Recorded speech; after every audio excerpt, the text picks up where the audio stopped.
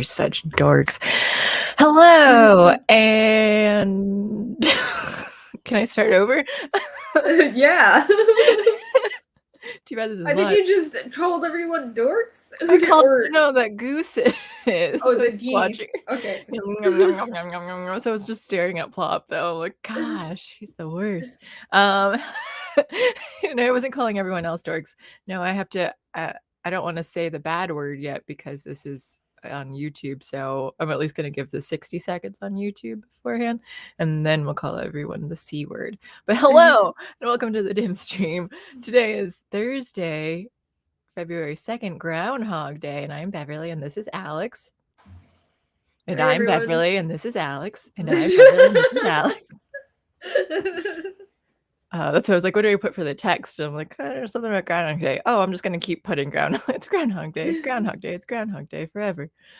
Let's see. Hello. I saw in chat here that ValeNed said R.I.P. Fred Lamarmot. And I didn't know who that was, so I had to look it up. And it's a groundhog who died today in Quebec. So I wasn't familiar with this, but is it the Punxsutawney Phil? Is it the Canadian version of Punxsutawney Phil, I assume?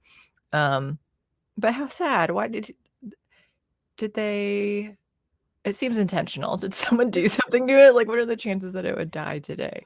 Yeah, that's weird. Unless they just weren't paying attention to it and they were like, oh, it's dead. And they threw it when they needed it. Yeah, like, oh, we only check on it once a year. Sorry. No take Well, he back didn't title. see his shadow, so Did he didn't not. So that means spring is 6 more weeks of winter, or spring is right around the corner. 6 weeks from now is how Yeah. that works. So that's why I'm like, yeah, whatever. I don't care. Although I'll get into that in a second. No, it's not that important. I'll say now. In Groundhog Day film, he's when they're like, do you think there's going to be like how long winter's going to last? And then or when is spring going to come? And Bill Murray says, like, I think it's going to be March 21st. And the guy's just like, oh yeah, that's good. Like, I think that's when spring happens. And did it change? Because doesn't spring start March 20th? Yeah, And it did.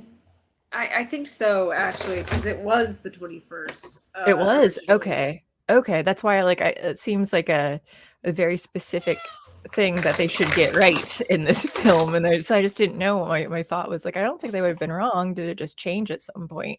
But it's always the 20th. But I always am bothered by it being on the 20th because all the others are like, 22nd, 23rd or whatever. Those were bloopers. Hello, pleased to meet you. He had one job, leap year. And hello in Rumble. Hi, Chicago. Fawcett. Ron Green. Did the goose see his shadow today? Oh my gosh. Last night, after the stream and after Alex and I chatted a bit more, I was getting ready for bed, and all the geese were outside outside the mudroom door. And I have to tell them sometimes, you don't live here anymore. You live in the barn now. And so I was trying to scoot them to the barn, and they didn't. So I carried them one by one, all 4 of them, from the house to the barn, and I had to keep coming back. I carried Lemongrab first and put him inside, and then Plop followed about halfway, and then I carried him the rest. And then the girls kind of took a few steps out and then just sat down and waited. So then I had to catch Hope, who ran back to the house door, and I had to catch her and then carry her in. And then Chewie just stayed and sat there, and I had to carry her. And it was just like, I hate you all. I wasn't planning on letting them out today, but then I saw a video that the Ginger took of he let them out when he got home first. So he let them out, but he was excited because they weren't attacking him. They were all just standing there, not attacking him as he stood there with them. So he was excited of them. Like, why are they out? I'm gonna have to carry him to bed again tonight. And it's so cold here too, though. So I'm freezing and they're shivering. They're covered in ice on their backs, and they're just kind of all shivery. And I don't know why you don't just go inside. It's warmer in the barn. We've got a heat lamp. We've got straw. This is more comfortable than you just sleeping outside in the snow for some reason. You dummies. They are idiots. Valened 21st traditionally. Now they use computers, so it is the 20th, 1 year 22nd. I don't think I've ever seen it on the 22nd, though. I thought it was always the 20th. I think I've always seen it on the 20th. Is it not? Like every time I look it up, it's on the 20th each year. I do not pay attention. I don't care. Green equinox. Oh, now I need to know. I care enough for this. It says the 20th this year. Yeah, I think audit says it like every year. Well, now I need to know. 2022. Are we Does it? Are we late enough in the stream that I can start swearing? Oh yeah, yeah. Hello, all you cunt goblins. We are the dim cunts.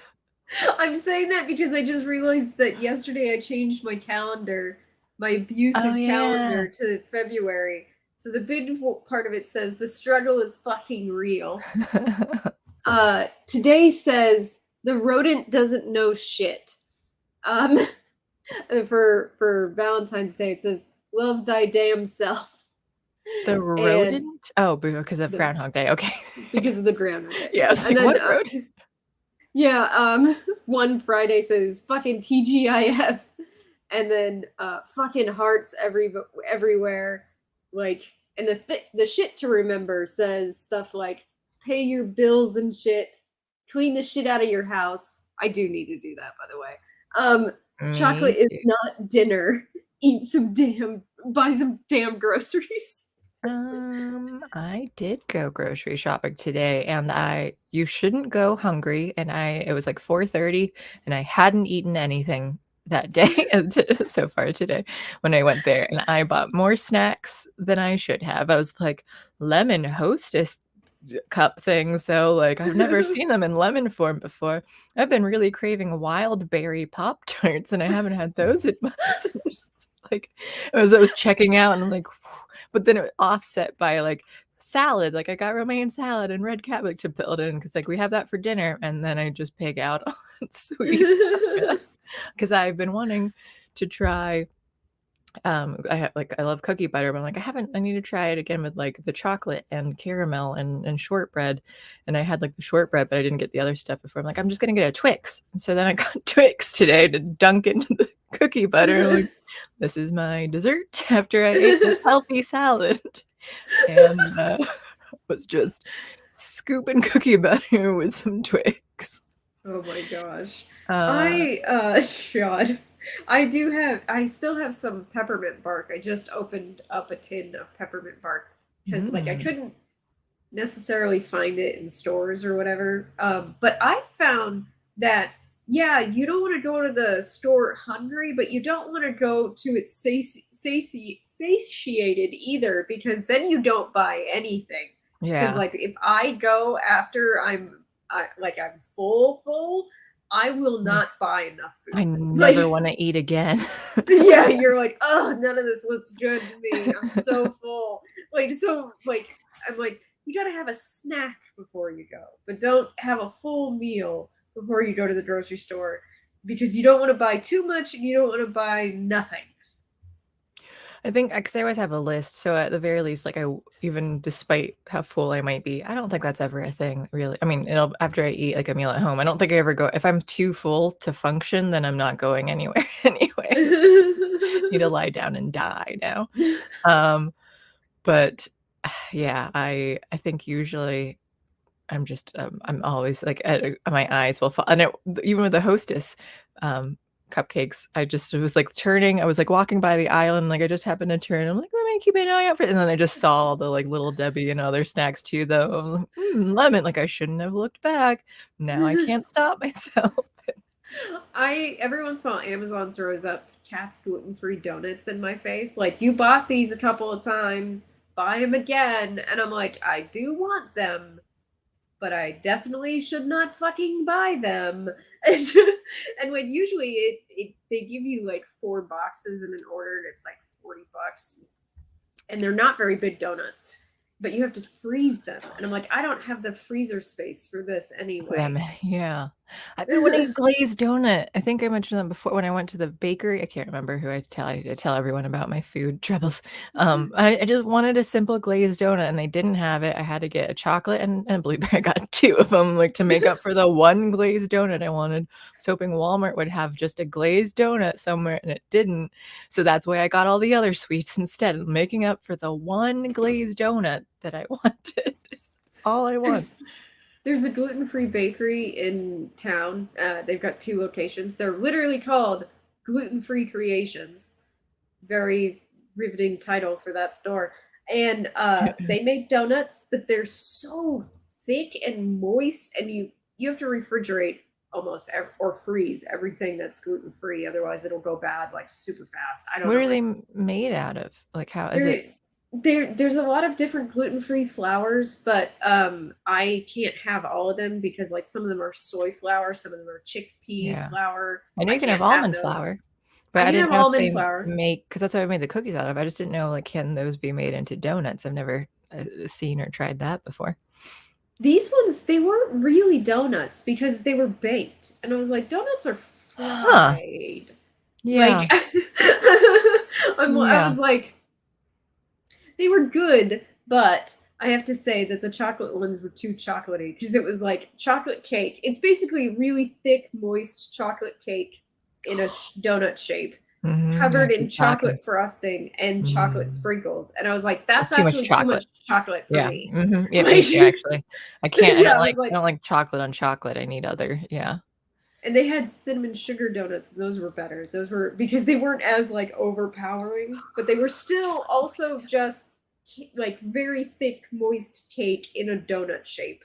I liked them, but they didn't satisfy my donut cravings. Donut cravings, yeah. I like understand.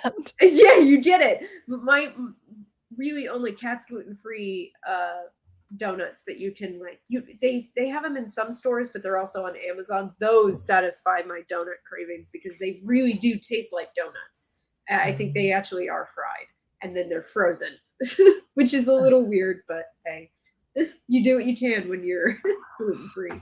I want donuts so much now. I need to. All right, I'm just gonna go drive to find a donut place. Let's cancel this stream. That does remind me on the latest episode of Murderville that I watched. They I do want to watch that. It looks interesting. It's funny. The one girl, like the guest star, I forget her name. I think she's from Schitt's Creek. She so she has to go undercover, and like so she goes as a man, and Will Arnett, just like they have to they give them an earpiece that Will Arnett's like, you just say what I say, and like so you repeat after me, so they have to go into whatever. So she's going into like a mafia, like whatever it is, like an underground thing of this guy who's like a mob boss sort of thing, and she's like the whole thing is about her him wanting to sell pancakes on his pancake truck. So she has to just repeat Will Arnett, and then like, well, how are you made? Like, I like pancakes. Like, how are they made? And you fry them in a pan or whatever.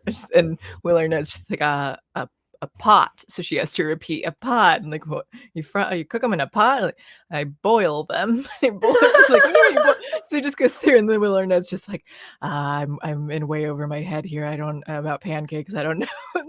And the rest of the episode is just about him like, I don't know what a pancake is. Like, have you never had a pancake before? No, I don't think so. Like, go in saying you want to sell pancakes, and he's just like making up crap.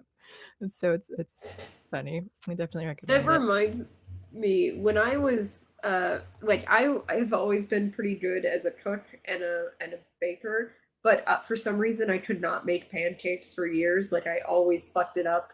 They were always too runny or they were burnt, and I would not get it right. And then like one day for dinner I made them, and it worked. And I made pancakes for the first time of years of trying it, and they were actually edible pancakes. And I literally took a photo, which I'm not the type of person who takes photos of their food, and I sent it to my friend who knew I was on this journey of never having done this right.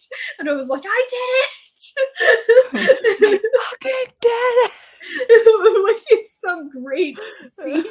By the way, I was in grad school at the time, so it's not as if I wasn't like already like doing a lot and it. getting things done. This But is the this was biggest the accomplishment I've ever had. Yeah, but at that point, that like I'd already gotten my play published, and I was, but no, the pancakes, that was the thing. This is the Oh yeah. moment. It's funny to improve someone like, I didn't bake, but then now I've baked elaborate cakes and all this and decorated all that, and that's coming from like in college when I forgot to put water in Easy Mac before I put it in the microwave, so it just burnt the macaroni. I put oatmeal in a non-microwavable bowl, like the styrofoam bowl, so it just melted all over. Like Oh so God. many things in high school. This wasn't my fault, but it did happen when I put Pop-Tarts in the toaster. The toaster caught on fire. Oh my God. Like they're just shooting up into the cupboards. I don't know if I ever told you that story about. So I like a toaster oven. I haven't had one in years, but like I We have grew one. up with them. And like I bought one when I was in college and I was living in the dorms, and I had my toaster oven because I was like, I could make potato skins in this. Like frozen potato skins from the supermarket. I could make them in that. And like one of my dorm mates was like, I want to make Texas toast in it, so she got like a frozen Texas toast and she puts it in there, and I'm like, watch it and make sure it doesn't, like catch fire or whatever. And I'm sitting there and I'm not along the room with her. Like I'm not next to her or anything, and she's right in front of it, staring at it, and it catches on fire. And like I literally just got this thing. And and I say, it's on fire. She doesn't do anything. It's on fire. She still doesn't do anything. So then I get up quickly, go over there, open it, and blow it out and turn it off. And I was like, it was on fire. Like, I was like, are you Why high? didn't she do anything? Was she? I don't know. Never found out. Well, I have you watched the IT Crowd before? No, I Okay, we're haven't. gonna have to do that for make you watch that because I love that show. But one of the things is, they have who is it? Moss, who Richard Ayoade, and I love him. Yeah. He's so nerdy and stuff, but they have things about fire, and he talks about like when problems when everything catches on fire for him, and I forget what it is. He's like working on a computer or whatever, like all these parts and stuff, and just out of nowhere it catches on fire. And so then he's just like, oh, I don't, and I think he goes to email the police, and like he just goes, fire, help, please.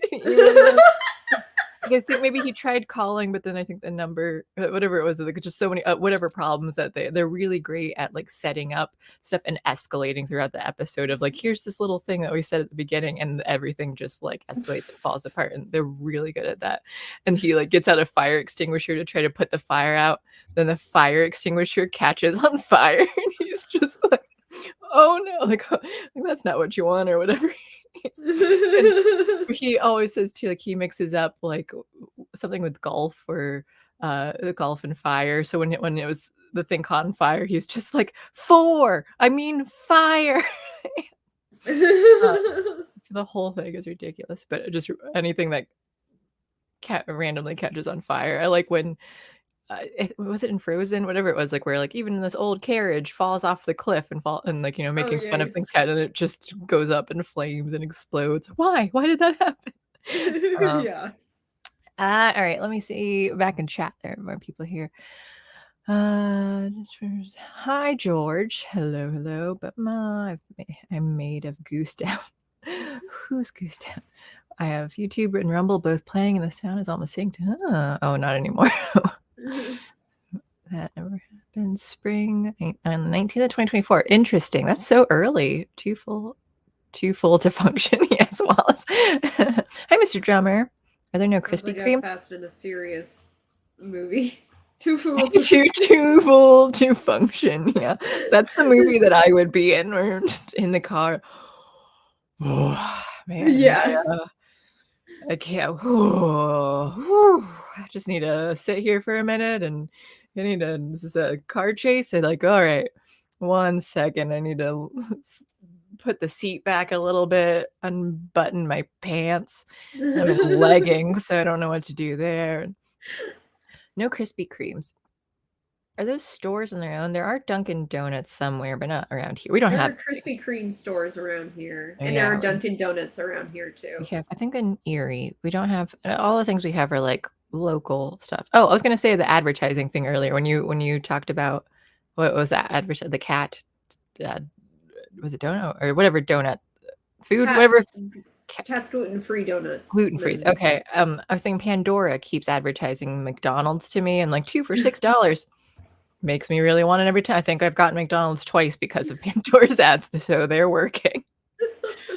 I have self-control. I'm not buying it. I want to, but I'm like, my excuse to get myself to stop is I don't have the freezer space, which means at some point, if I end up with the freezer space, you're gonna have everything. Yes, that's why I've had 3 wives. They didn't have the one I wanted the first time. It's hot in Texas. So I want to show you this. I asked people are talking about like burning stuff and everything. Oh, yeah. So this is me. Like I had a piece You're of a pizza? Yeah, I am. But like, so I heard this thing from Markiplier, the gaming streamer, that he said that you can just throw a piece of pizza in a pan on the stove and to reheat it, and it tastes almost as good as when it was fresh. And the funny thing is that like he was like, you don't even need to put anything in the pan. The grease from the pizza will do it. So I'm like, would you eat this piece of pizza? It doesn't look that appetizing, but then would you? How about now? Did you have it on too high, I think, in the fryer? Like maybe just at a lower temperature. Yeah, and I asked people were like, yes. And then yeah, that's what I'm wondering too. I think you did it wrong. I did do it. Actually, I have this weird. So there's these switches in your stove, for that are connected to your burners that they're called infinite switches. What they do is when the temperature hits the point where you have it set at, the setting like 5, 6, whatever, it turns off the coils so that they're not on anymore. So it goes the heating source stops producing heat. My infinite switches on my front burners are fucked up. And every once in a while it goes, nope, not turning it off. So it goes all the way up to max heat and stays there until I literally turn the knob off. Is this an electric stove? Yes, this is for electric stoves. I hate electric stoves. I don't mind them, but I hate the ones with the glass tops, and that's what I have. Like I can handle the ones that are like exposed coils, and I know people are like, well, isn't that more dangerous? No, actually, it's fucking not. The glass top ones drive me crazy. Is it hot? Is it not? Which part is? And like I don't trust it. I know. That's why it has this hot indicator on it, because otherwise you won't know. And yeah, they break, and almost no warranty covers the glass top. I like seeing the fire. I like seeing the flame, because then I know, like, hey, this flame's gigantic, and I need to turn it down. Well, yeah, like to me also, I know what if it's an electric stove and it's exposed coils instead of the glass top. I know. Well, don't touch those fucking coils. What part of the glass stove is actually like cool? I don't know. It's conducting heat past its points. So I'm not sure. I'm not risking it. Yeah, and I think people like them because they're easier to clean, supposedly, because it's just one flat, smooth surface. But I don't like it. I would. This is the only time I've had a glass stove is in this place, and I fucking hate this stove. I would literally rather have anything else.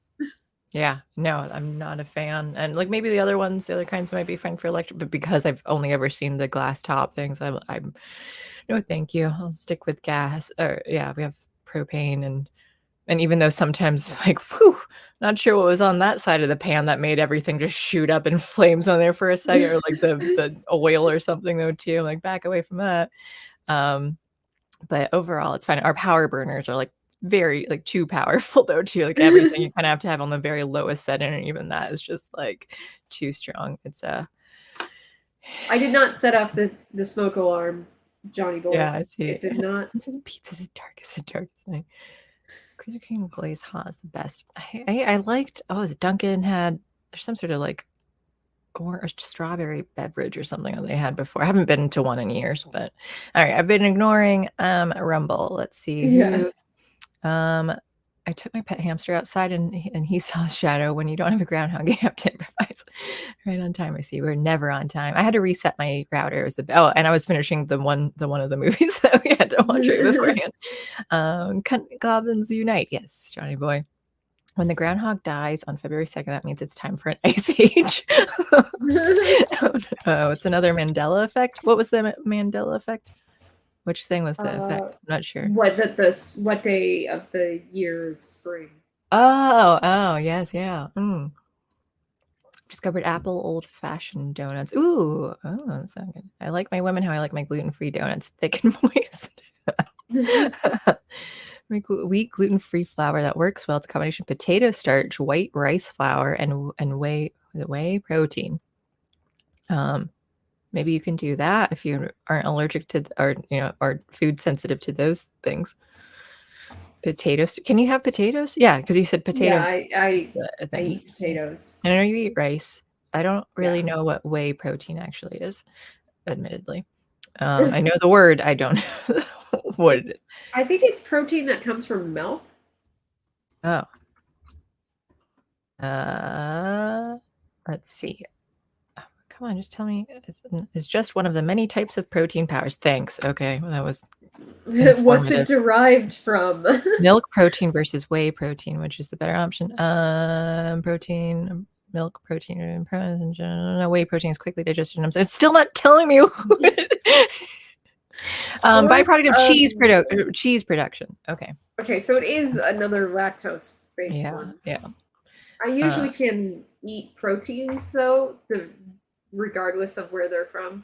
So like, here's the thing: like gluten is actually a protein. It is not a but not from like the nutritional standpoint, more like from the molecular scientific standpoint. It's a protein. It's not anything else.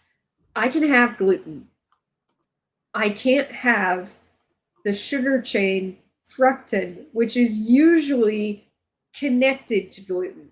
Where you find gluten, you usually find fructan. Like a parasite always clinging on. Yeah, they're like connected, except for in beer.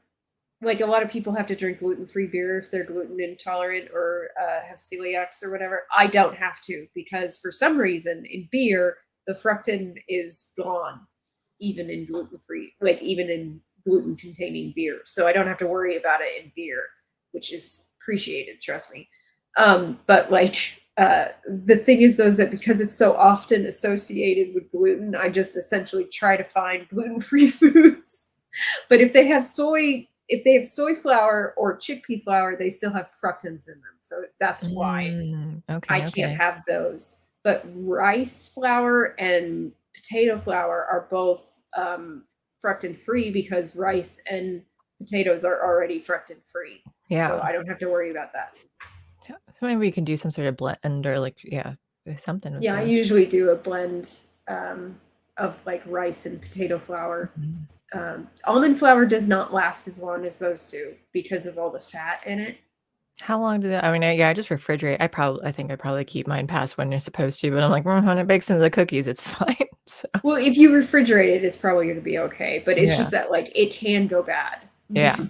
Because the fat content, it can turn rancid, which a lot of people don't realize that almonds can go bad. And it's like, well, they have a lot of fat in them. I know, they're so high. Like, oh, they're healthy snacks. I'm like, yeah, but if it's a calorie thing, that I know it's like 14 almonds to 100 calories, I think it's. Yeah, it's not that many. But I can't have that many almonds anyway. I love almonds. Because at some point they do become high FODMAP. I'm not sure what the level is. but anyway, like people's intolerances are different. Like some people Mhm. can eat almonds no problem, and I do have some point where, like, you know, those almond packs, the snack packs and everything. I can't eat one of those, the whole thing, without getting sick. Oh, wow. Huh. I can eat a whole pound of Although I almonds. shouldn't have made this motion, I'll be honest. Can you so it's like a big, long pack that's, like, skinny and just kinda like a vertical shape. Got it. Alright. Donuts are the perfect wake up in the middle of the night snack. Ah, stop bragging about your donut having. If the smoke detector is not going off when you cook, you're not doing it right. We have too many smoke detectors, we keep them they're so sensitive, we keep taking them off the walls and things and trying to, like, suffocate them. Shh, let the smoke take you away. Because we know it just always gets so smoky with everything we cook. Red Dwarf is also really good at setting up a joke that pays off 20 minutes later. I never finished it. I think I've gotten at least like 5 seasons in, if not more than that. I know it's like 10 seasons, or something, but I never ended up finishing it. I do remember that's the show that, like, I forget which one, but like half of it has a laugh track and half of it doesn't. So it's just kind of jarring but I forget if it started with it and left. I really don't like Dunkin' or Krispy Kreme or any others I could find. Even a lot of bakeries these days bake with soy oil or canola oil or something similar, but not butter. Um, oh. What do you like, and when you fry it, or, you're saying I think bake you it, not in the ingredients, like in it? you Okay, okay. I don't you really like probably even would with cakes, I don't sometimes I'll have, like, vegetable oil in this, but I think I usually try to even I mean, I guess I'll use, like, margarine too instead of the other oil sometimes or butter, and, it's like whatever I have on hand, and, margarine's cheaper, and I'm poor, so that's a big thing. Um Air fryer will reheat a ton of stuff really well. Yeah, we still have one. I don't know if it stopped working. The donut shop down the street no longer accepts cash, so they can stick their donuts in their donut hole. The key why they don't accept cash? It's weird. The key with the flour is to mimic the carb fat protein ratios of wheat flour. The potato starch mimics the stickiness of gluten. Hi, Wesley, 1920. Oh, you know what? Wesley, I was thinking about this last night as I like to think about you a lot before I go to bed. Um, I I think I wasn't sure because I like Leslie instead of Leslie. I like it with the Z sound. I think I prefer Wesley with this S sound compared to Wesley. I think. I have to I need it to come naturally because I kept saying it or, like, thinking in my head I think I was saying it out loud, yeah, when so, just alone, when I'm like, "I don't know, I need it's like, it doesn't sound like a real word now, and it needs to just kinda, like, come out naturally when I hear it, like, how do I say it normally? Now it's forced, but I think Wesley, like, I was thinking Wesley do I say Wesley Snipes or Wesley Snipes? Wesley Snipes? Wesley Snipes. I don't know. I'm not Well, sure. it's however he pronounces his name, I though. That's know, the yeah, I know how problem. he does it. I just don't know what I prefer. How what I It like and reminds me of what that I episode like matters. of Star Trek: The Next Generation where Polanski keeps calling Data, and he's like, "That's not how you say my name." And she's like, "What do you mean?" He's like, "My name is Data, not Data." And she's like, "What?" And she's like all freaked out by the fact that the android has a preference for how you say his name, and it's like, well, his name is Data. Yeah, well, that's what I had a friend, a coworker and stuff, I'll give first name, it's okay, because no one will ever meet her and she'll never watch this, but, like, it was people would call her Joanna or Joanna, and I asked at one point, which one, like, do you like, what how do you pronounce your name? And she said, like, "Either one." But how do you like, when you say your name, how do you pronounce like, what do you say? And I think she still was kind of like, whatever, like, I never got an actual answer. I don't think from them, like, "How? How do I understand that you're like, if other people say things, but wouldn't you have a preference on, like, how your name is pronounced of, like, one way that you would normally say it?" So I was just always baffled by that. Almond sprinkles are great to top off a banana cream pie. Ooh, I prefer you call me Mr. Wet. Is it Mr. Wes or Mr. Wes? Mr. West. Let me see. What was the other thing? I have my notes on the movies on my phone, and then I have other notes on my computer. Oh, I wrote that. I told Alex this, I think after, before, whatever the stream was, and I don't know what made me just think of it now, but when I was like trying to declutter the house still, and so I'm like cleaning up at like 2 a.m. and listening to music, and so but like some of the song stuff are really jamming, so like I'd take a break and just start like grooving and dancing, and and then the ginger like woke up, and I don't think because of me, I think he just happened to, and he was like checking on me and seeing how like because I was late, and but he just like caught me midair when I was like hopping up and down and dancing to Lady Gaga's Born This Way, I think it was at that time. So then I just saw him through the reflection of the window and turned around like, "Hi, hey, buddy, what's up? Shouldn't you be asleep?" So it's just like not doing anything, but it was like really, really jamming out to this. I was so hyped up every night, I guess. Okay, so we can get into the movies, but before that, I really, because this is the pop culture thing for D&D, there's a thing of like the campaign stuff, people have fun and like they can be good in the moment, and no one ever likes to hear the stories about them. I don't care. I'm gonna tell you anyway because I was super excited about this past week, and it was kind of inspiring too. It's a lot of stuff that's going on, and I just kind of wanted it to be like chaotic though. Like it was like a more epic, and so everything was kind of happening at once. And this was like 7 weeks we initiated this, and then 7 weeks ago, and we kept having like either off, like we weren't playing, or we were having like Christmas, New Year's episode, like side episodes too. So then I had to like bring it back in. Like, okay, we left off at the end where like the one girl intern that there's a lot of backstory. This is gonna be hard to talk about. Like she was like magically tied up on this statue on the top of the statue to be sacrificed by this cult that she's related to, the family that she's actually related to, and so like they were trying to like sacrifice her because they're trying to use that energy to save the world, because one of the players accidentally let loose a bunch of the demonic energy from the evil dimension that they've been trying to fight, and he just let it all pour into this one. So then they ended it like in the matriarch of it, she's this older lady, and so they ended, and she's like the great grandmother of the intern, and they're like ending with let's punch grandma, and so that was a big cliffhanger of like let's punch grandma. And so the one guy, he's a monk, and he ends up like he comes in and he like that's his thing, is just punching, so he punches her, and he rolled, and I was like trying to figure out like the numbers and stuff too, like will she get hit, will she like block it somehow, and I'm like no, she gets hit. But then, and it was all happened like really quickly, of like now he's just punching this old lady, and like so if she like gets punched, she's probably gonna just fall down.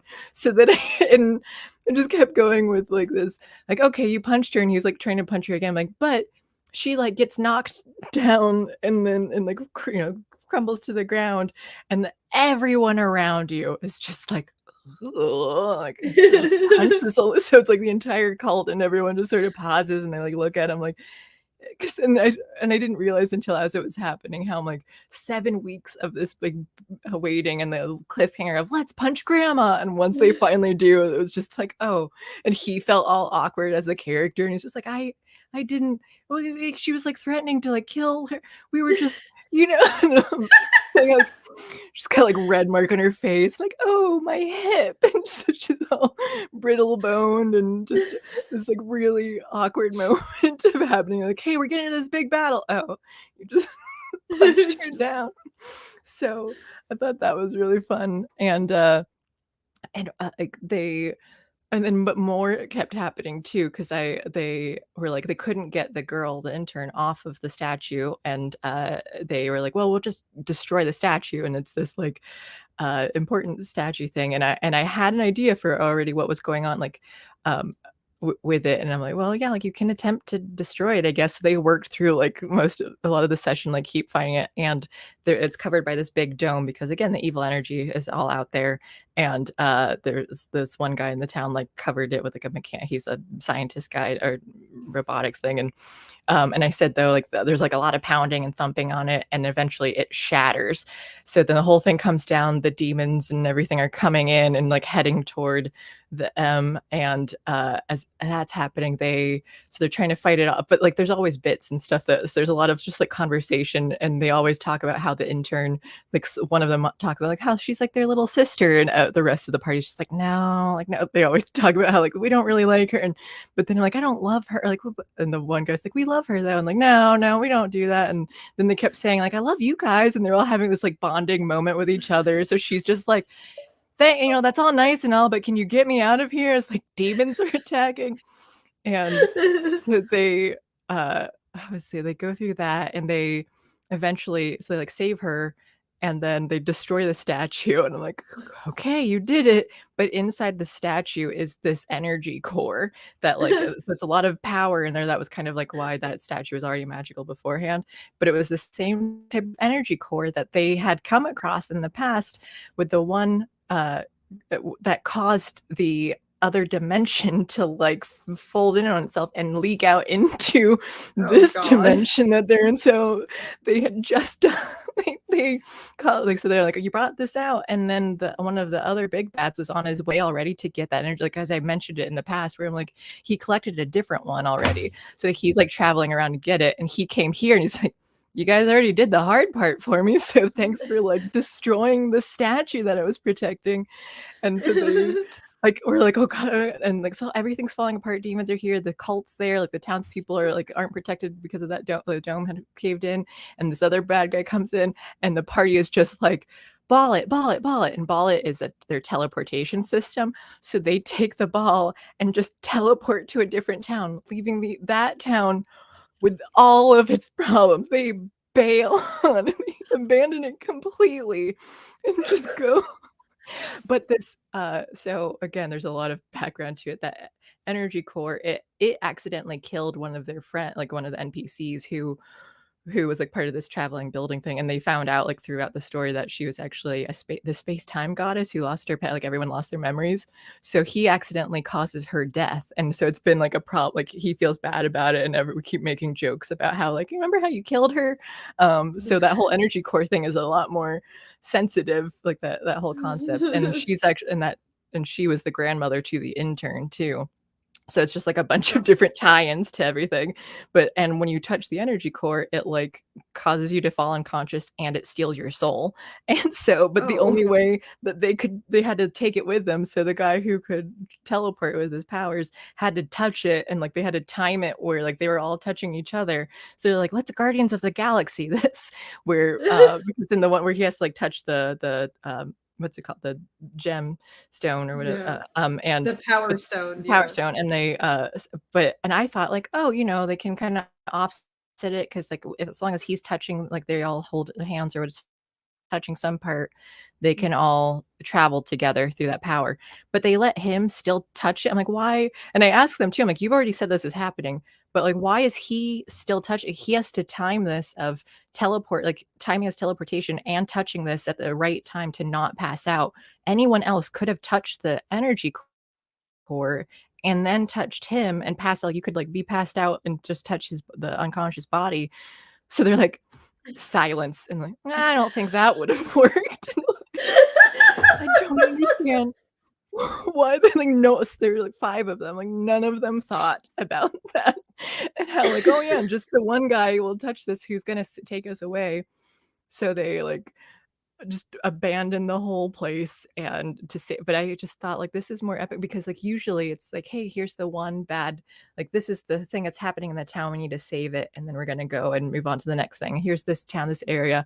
But instead it's like this is like a bigger picture thing. They're like, we're kind of letting this happen to save to save this from causing bigger problems later on, even though we kind of have to like make these choices in between it. So I just I didn't know what they were going to do. I had no idea like that I thought my plan was to have like the bad guy was going to attempt to steal it. So that was the goal. That was the only plan. Like he either gets away with it or they stop him somehow. Like I don't know what that plan will be.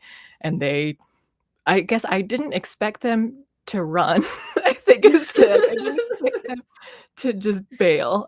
So that was surprising. I'm like, yeah, okay, like now you're over here.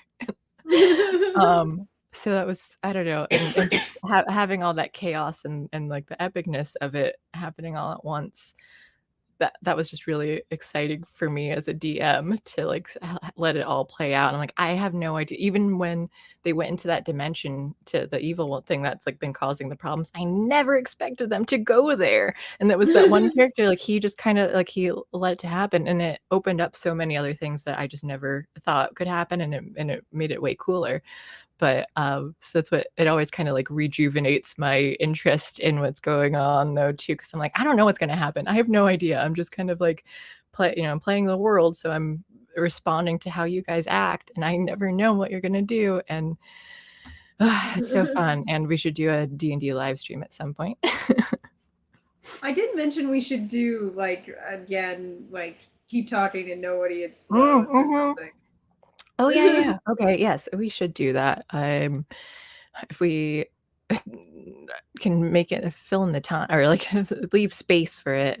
I have to not tell my D&D stories, and we have to not talk about food so much. Yeah, just we're 45 minutes in. We have not touched the movies. I know. And we only have 2 movies. I know, and they're kind of similar to Beverly's nightly routine consists of dancing alone and thinking about the pronunciation of subscriber names. I respect this. Yeah. We also have a new viewer. Oh, hi, Sebastian Mendez, 543. He is new. I am having deja vu. Well, we can repeat everything we just said in the last 45 minutes too. Yeah, we can. Oh, and my internet's already bad too. So let me know if I get too spotty. No food talk. I'm outie. All right. Groundhog Day. Let me get back into the zone now. I'm thinking about D&D stuff. What are my notes here? I wrote down Brian Doyle-Murray. So I watched this today, and I've seen it in the past, but it's been a long time since I've watched it. And I had wanted to be like, I want to watch Groundhog Day on Groundhog Day. And that was a bad choice when I was like, man, today's really busy and I shouldn't have waited. But I wanted it to be thematic of like, yeah, I'm going to watch this on that day. But it ended up being a terrible choice. Brian Doyle-Murray, I love him. I love him as the voice actor or something, but he's the half brother of Bill Murray. And I heard that this movie was kind of the like falling out point for Bill Murray and Harold Ramis. And I wasn't aware of any of that. But I guess apparently there were creative differences or something. My thing is, at the end of it, they had more people come up with like, thanks for fixing our problems here. And they weren't seen in the movie. And I asked the Ginger, because he was talking about like the scenes that were cut and stuff. I'm like, were these filmed scenes then? Do these scenes exist? And he said like they were filmed, but I'm like, is there like an extended cut of this movie? And he wasn't sure. He thought maybe on the DVD version, because I'd like to see. I had the DVD. I didn't watch it on the DVD because I don't have. Who has DVD players? Yeah, but there was no extended version, or even there wasn't an outtake thing. There wasn't deleted scenes or anything. Huh. Because I don't think the movies from the 80s and earlier, they don't have a lot of extra shit for them. They didn't. But this is 1993. This movie was later than I thought it was. I thought it was in the 80s, and I was surprised to see it was 93. It's the same year as Mist. Really? Yeah. Oh. Do you know that game? Yes. I played it. I never played it, but for my channel, because I played it when I was a kid and couldn't figure any of it out. And then I played it for my channel for Throwback Thursday because people voted for it because they hate my guts or something. I don't know. And that game is fucking hard, by the way, and it makes no sense by the time you get to the end of it. They also came out, they redid it, they remade it, the whole thing. And you can play a nicer looking version of it, but it's not great. But but let's get back on the topic of Groundhog Day. Okay. Real quick, we've got a vibration from Wesley. I said, have you looked into Pathfinder as a D&D alternative? First, thank you. Second, I don't think I have played Pathfinder. I played Starfinder once at Gen Con, and then I think I played a first edition one. D&D. But I hear good things about Pathfinder, but I've heard that Pathfinder was more like 3.5 when they went to 4th edition D&D and people didn't like it. So then Pathfinder kind of built its own. I don't care as much about the systems because especially now that they're like level 22 in a level 20 max game, and you have like it's been way more fun to just kind of like I'm making up all my own bad guys and monsters and things that they can do. I'm like, here's just extra powers, and like and my players get to form their own spell. Like, you know, like they can take like, here's this spell, but I want to change it to like this thing here to make match my character more. So like that's the thing. Like I just we do a lot of home brewing, and it's a lot more like we use the mechanics a lot just to kind of help as the base, the foundation of like the role playing thing. So I switching even as woke as you know, Wizards of the Coast is, it doesn't super like I haven't bought books and things in a long time either, but like because we're just like making up our own stuff now. So but maybe at some point, I just it hasn't been necessary because I'm like, we're really just doing storytelling games and rolling dice around for a random chance. Guy in room 83, hello, and he says, I love the Myst games, but the only one I didn't have to constantly look up hints for was Myst 3. What, you were playing the original or like the remake of it? The original from 93, and it was so hard. The part that I hated the most is when it played musical notes and I had to match the notes on the actual keyboard, and I'm like, I do not have an ear, like, at all. I have no fucking idea what these notes are. Like, so I was just moving around the levers, is this it? Is this it? Like, I was there for like 20 minutes, it felt like, trying to just guess, is this the right tone? Is this the right tone? Is this the right tone? Like, it was murderous. Wow. We got another one. Did we? Oh, okay, hang on a second. I saw that George said Pathfinder is more woke than Wizard of the Coast. I didn't know that. That's all the books were supposed to be for in the first place. Yes, Wallace Williams, because that's even what Gary Gygax, like, and it says in the books too, like in the player's handbook, where it's that all of these are like guidelines, and then it's up to the DM's discretion per game of like how you want to run it. And then that's why, like, I've seen, even when I did Token Minority Pronoun Safe Space a lot, like the first time, and I talked about it, and people were like really set on like, well, this is how, like, they didn't like me changing the lore in chat, where they're like, but these are how dragons are, like, this is the history of it. I'm like, okay, that's fine that in your world, or like you're using what they've provided in it, but in mine, like, I created my own world, and like, and this is like, I didn't like the alignments. I like individual choice, and if they have sentience to consider what they want to do, like that, I wasn't making like these are all bad, these are all good. And then I mostly, it's kind of like people are like, and everyone's in a mix, and then I had like this evil dimension there that was like causing a lot of like you know, they took over the like mind control sort of thing though. But yeah, like Gary Gygax, he would say like, oh, I've taken this, he'd get phone calls and stuff too, like, how do I do this, or what do I do here? And some of it would be like, it's up to you, this is your game, you can do what you want, or the answers. All right, let's see, what does this say? Whoops. I don't know what I'm doing. Chicago Faucet, what do you make of the latest current drama that D&D and Wizards of the Coast caused with the open gaming license? I don't know. Can you give more detail? You don't have to super chat it though, but if you can give me, I don't have any idea on that. So we'll get back to that. Let's do Groundhog Day, and then I'll look into it as we talk about that too. Open gaming license. Right, where were we talking? let's repeat Groundhog Day stuff. 1993, that's where we're at, but it came out in 93. Yeah. I was surprised by open gaming license. What's her name? The lead actress? I was like, she sounds familiar, and I like just her like kind of yeah, like the southern accent, and I was like, she's in Christmas Inheritance, the Netflix Christmas movie, and which came out a few years ago. I'm like, holy crap. She looks really good in Christmas Inheritance. Isn't that old? Does she never age? Like this movie was 30 years ago, and she looked like maybe 40 something in Christmas Inheritance.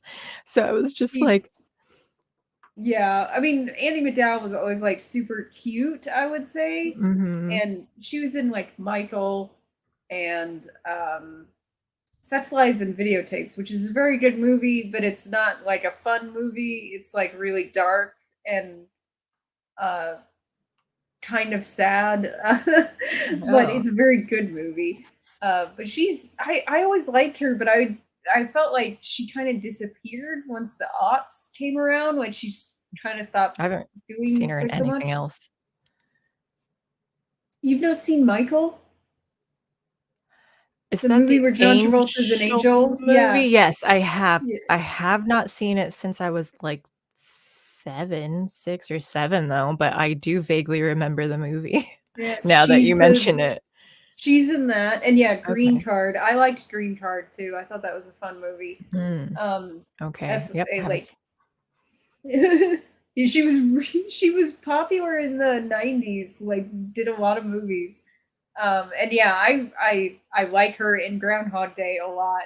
I think it's kind of funny that montage of her slapping Bill Murray though, because she's like really slapping him in the face, like in all Yeah. those different places. Yes, that's what I was going to say too, because I mean, like, her character, I don't know how I really felt about it because we were just like, "Oh, I" when they're like, Toast, what do we toast to?" To Punxsutawney Phil," and she says, "I always toast to world peace." And then And just then trying like, she sounds you're like not such even a like cunt in yeah, that like, moment.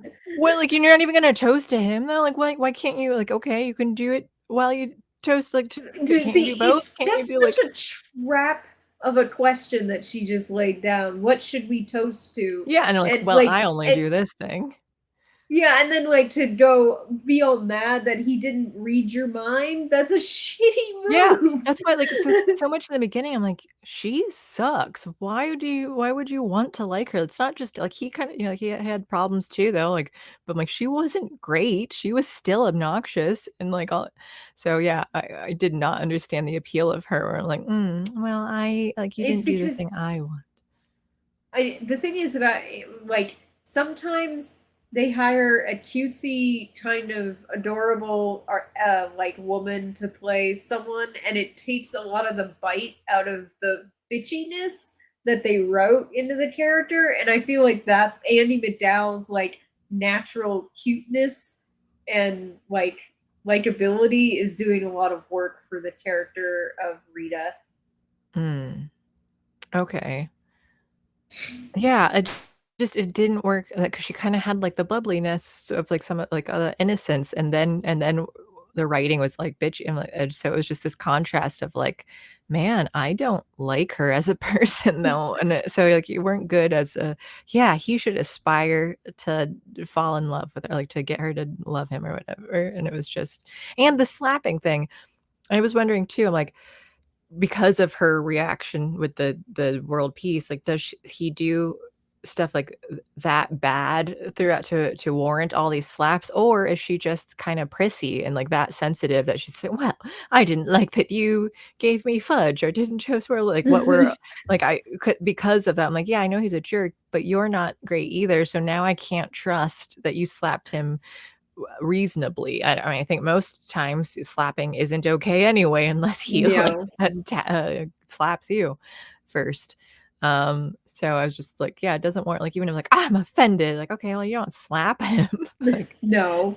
Well, see, that's uh the thing is that, like, throughout the movie, before the slap montage, he's doing a lot of things that she finds distasteful, and she doesn't slap him or anything, you know? She just sort of, like, laughs at him and tells him, like, "Oh, you're such a grouch," essentially, and it's like, then what is he saying? Like, we don't know. Like, if she was willing to, like, essentially just brush off most of the shit he did earlier in the movie. I don't get what he did that was Yeah. so awful and did so many times. And I'm like, was he like finally like losing his patience over the fact that he's been trying this date so many times and just like finally screaming at her, "Fuck me," or something? Because I am like it's a black hole moment in that movie. I don't know what he does.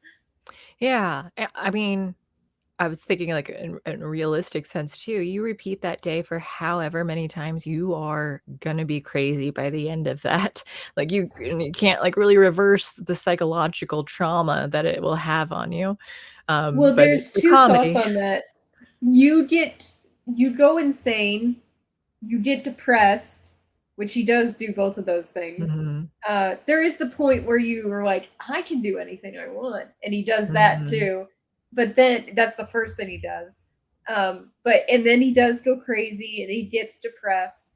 But according to a lot of like Eastern philosophy, there comes a point where you become enlightened and you just move mhm. past all of it. So the idea is in Groundhog Day, he's lived 10,000 years, I think. Is that how much Is it's supposed to be? There's yeah, no like something.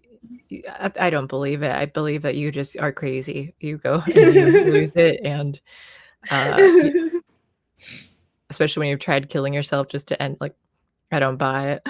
It's just like, oh, you hit that part where like, oh, you circle back into like your normal stuff. Like you find that tipping point and like it's all okay. But yeah, I don't think so. uh, You don't think enlightenment is the I thing don't that think you happens keep getting crazier and crazier, and eventually you're like, ah, I understand everything now. I think maybe you believe you do, and now you think that you're enlightened, and maybe you're, like, peaceful, but then you're gonna go and, like, blow up at something eventually though too, because like, you're just kind of pent up all the crazy, and you're gonna be, like, let loose on something. I I do don't believe trust it. enlightenment is possible. I do. I And just the don't thing is not in that way. I just don't think that, like, repeating the same day and going crazy, that will get you to enlightenment. I don't the thing is though is necessarily. that people who do get to enlightenment have a crazy period. They do. Before they get to it, they have a period where they like see things and stuff. So that's why I believe it, because it's like, I mean, if you're literally hallucinating before you get to enlightenment and you're I not think on anything. I have to know. I think I need more information on what enlightenment it really means then, because, like, I'm not sure. I don't know if it is something that I think people can get to. I think it just because I haven't thought about, like, what that means in the like, ultimately. So, I would need you or, like, so just, like, to understand more, like, what does it mean to reach enlightenment, generally, and then think about, like, do I think that's possible, or do I think that's something that, like, that's kind of too, the ideal? the closest I can come to explaining it, because it's such a it's kind of hard to explain it like from a Western perspective, because it is not really something Westerners like Western philosophy covers.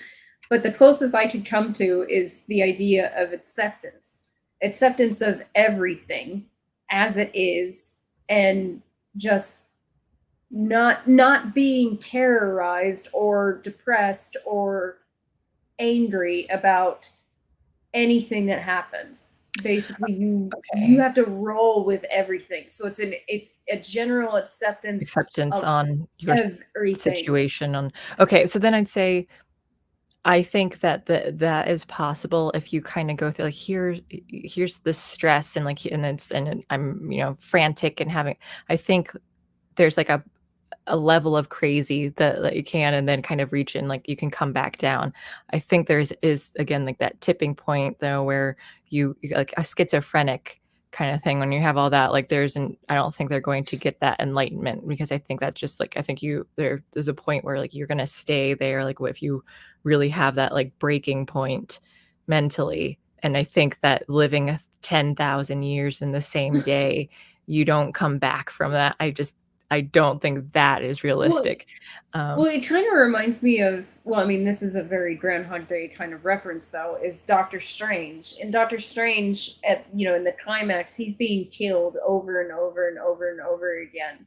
And he just oh, yeah. keeps doing it over and over and over again, even though it's the destruction of self, which is a very Eastern philosophy. And by the end of it, he is enlightened. It's very subtle and way bigger than most Marvel movies would cover. Like, that's why I think Doctor Strange is the best Marvel movie, is because it's a narcissistic personality disordered person reaching enlightenment through the destruction, in actual destruction of self over and over and over again. And so to me, it's sort of like that. Like, how long was Doctor Strange in that struggle with Dormammu? We don't actually know, but it looks like it's a lot. Yeah. So enlightenment, you have to go through a period of destruction of self, usually. I think that amount, I mean, I guess I don't know how long that was for him, but I think that was like a persist or like a focused goal that he kept doing forever, and it wasn't a thing like when will this ever end? Why can't I do it? Like he kept having like, this is what I'm supposed to do, and I have this in mind. Like I think that can stop you from going crazy, but it's just like, here's this never ending thing that I'm stuck in the same day. I don't know why I'm living, and I don't know what my purpose is in figuring anything out. I think so. I think it just depends on like what your mental state like, and having goals or something. So I think it works. I'm more okay with that working for him because you're not supposed to have goals. That's the point, though. No, there's no goals. There's nothing but acceptance forever. Not like, it's not something that like, oh, I'm accepting the situation that I have right now because eventually it'll change. No, I accept everything that could possibly happen, that will happen to me. That's it. That's essentially, it's a long-term acceptance, not like, I can't remember what happened in Doctor like, how is he dying? I think because that's what I just don't remember. Dormammu's murdering him over and over and over again. And why? So Dormammu, if I remember this correctly, lives in a realm without time.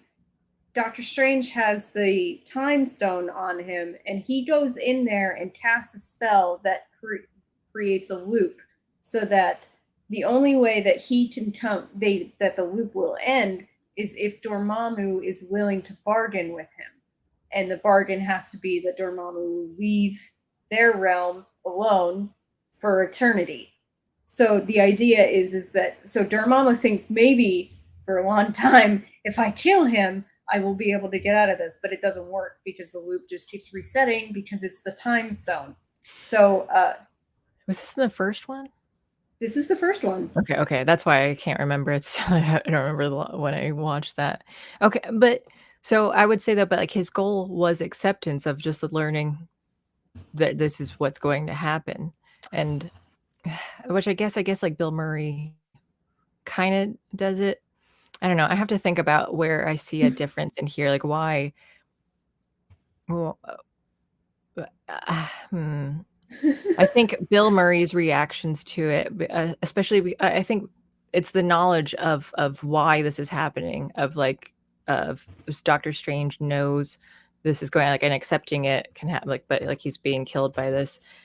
And I think that's where my distinction is. Like, if I'm reliving this and I have no idea why, and then I think that's part of enlightenment. If you don't need to know why. You just accept it as it is. And maybe that's just my own thing where I'm like, I don't think I can, like, and I don't know if I believe in enlightenment. If you're just like, yep, this is how everything is ever. So I don't know. But I think that, like, because I think not knowing and just having that I don't know. I guess I see it as like a very thin line of like, you can either come back from it or like you're crazy, and maybe for certain people they can walk it and come out okay, but I think for a lot of people they're just going to be crazy. I think people who are already crazy, like schizophrenics, which they're not going to reach enlightenment this way, but like, I believe that most personality disorders, because I don't think schizophrenia is a personality disorder, could reach enlightenment if given an eternity of time to reach it.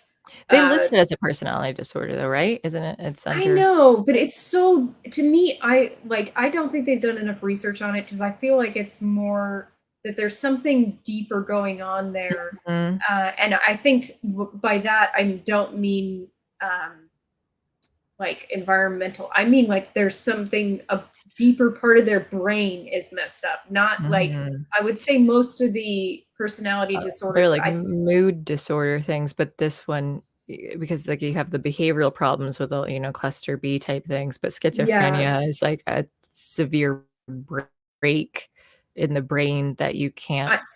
I think it's something to reality. like an older part of their brain or something is broken, like because the lizard brain or whatever. I think it's like it's something closer to the brain stem than the gray matter, and I feel like most personality disorders are gray matter disorders.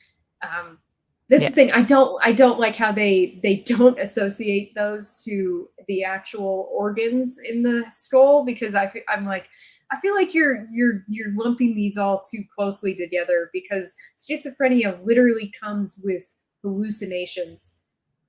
That feels like it's something else than just a cluster B disorder. Like it's too different to me to be within the same realm.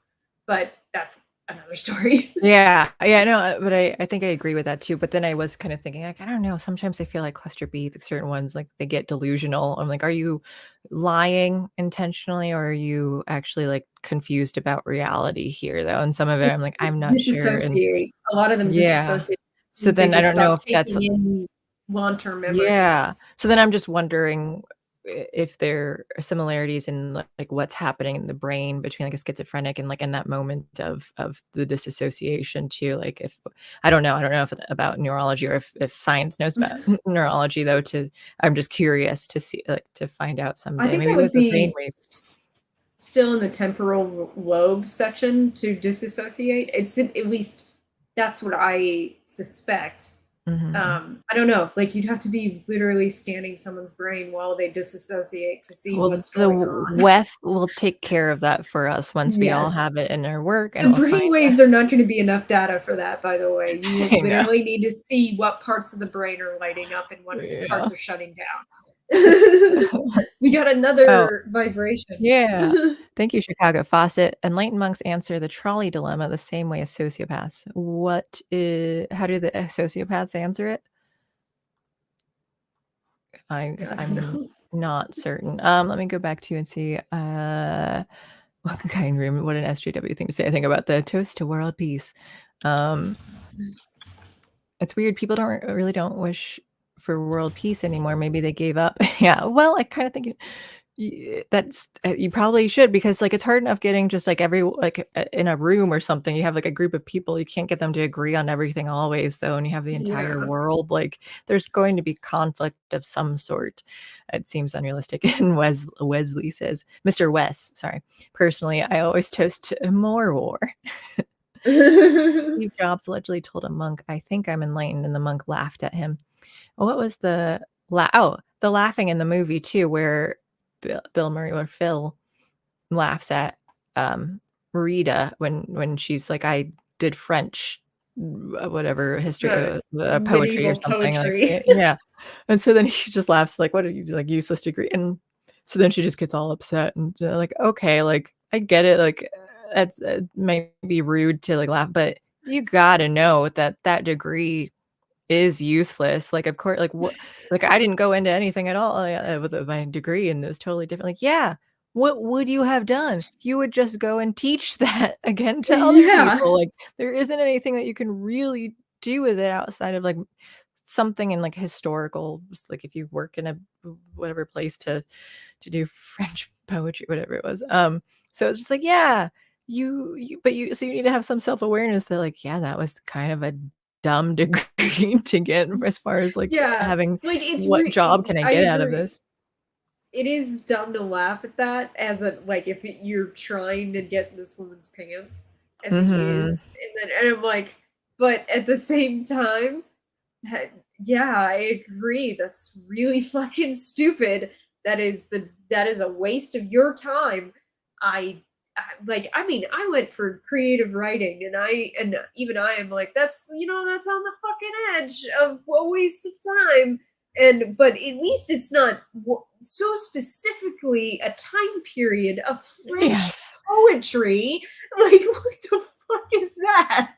Yeah, because I'd say creative. I mean, I even more so now than I did when I was younger, though, too. Like there's so many things. I don't think people should really go to college unless you absolutely need the degree for the job, like doctor, or I guess like even teachers now, they need at least like a bachelor's for at least secondary or something. And So there's certain things that's just like, yeah, they're kind of force your hand at that. But then so many other things now, like you don't need it. You have the internet. You can do so many things without. You can learn on your own, and you can save that money.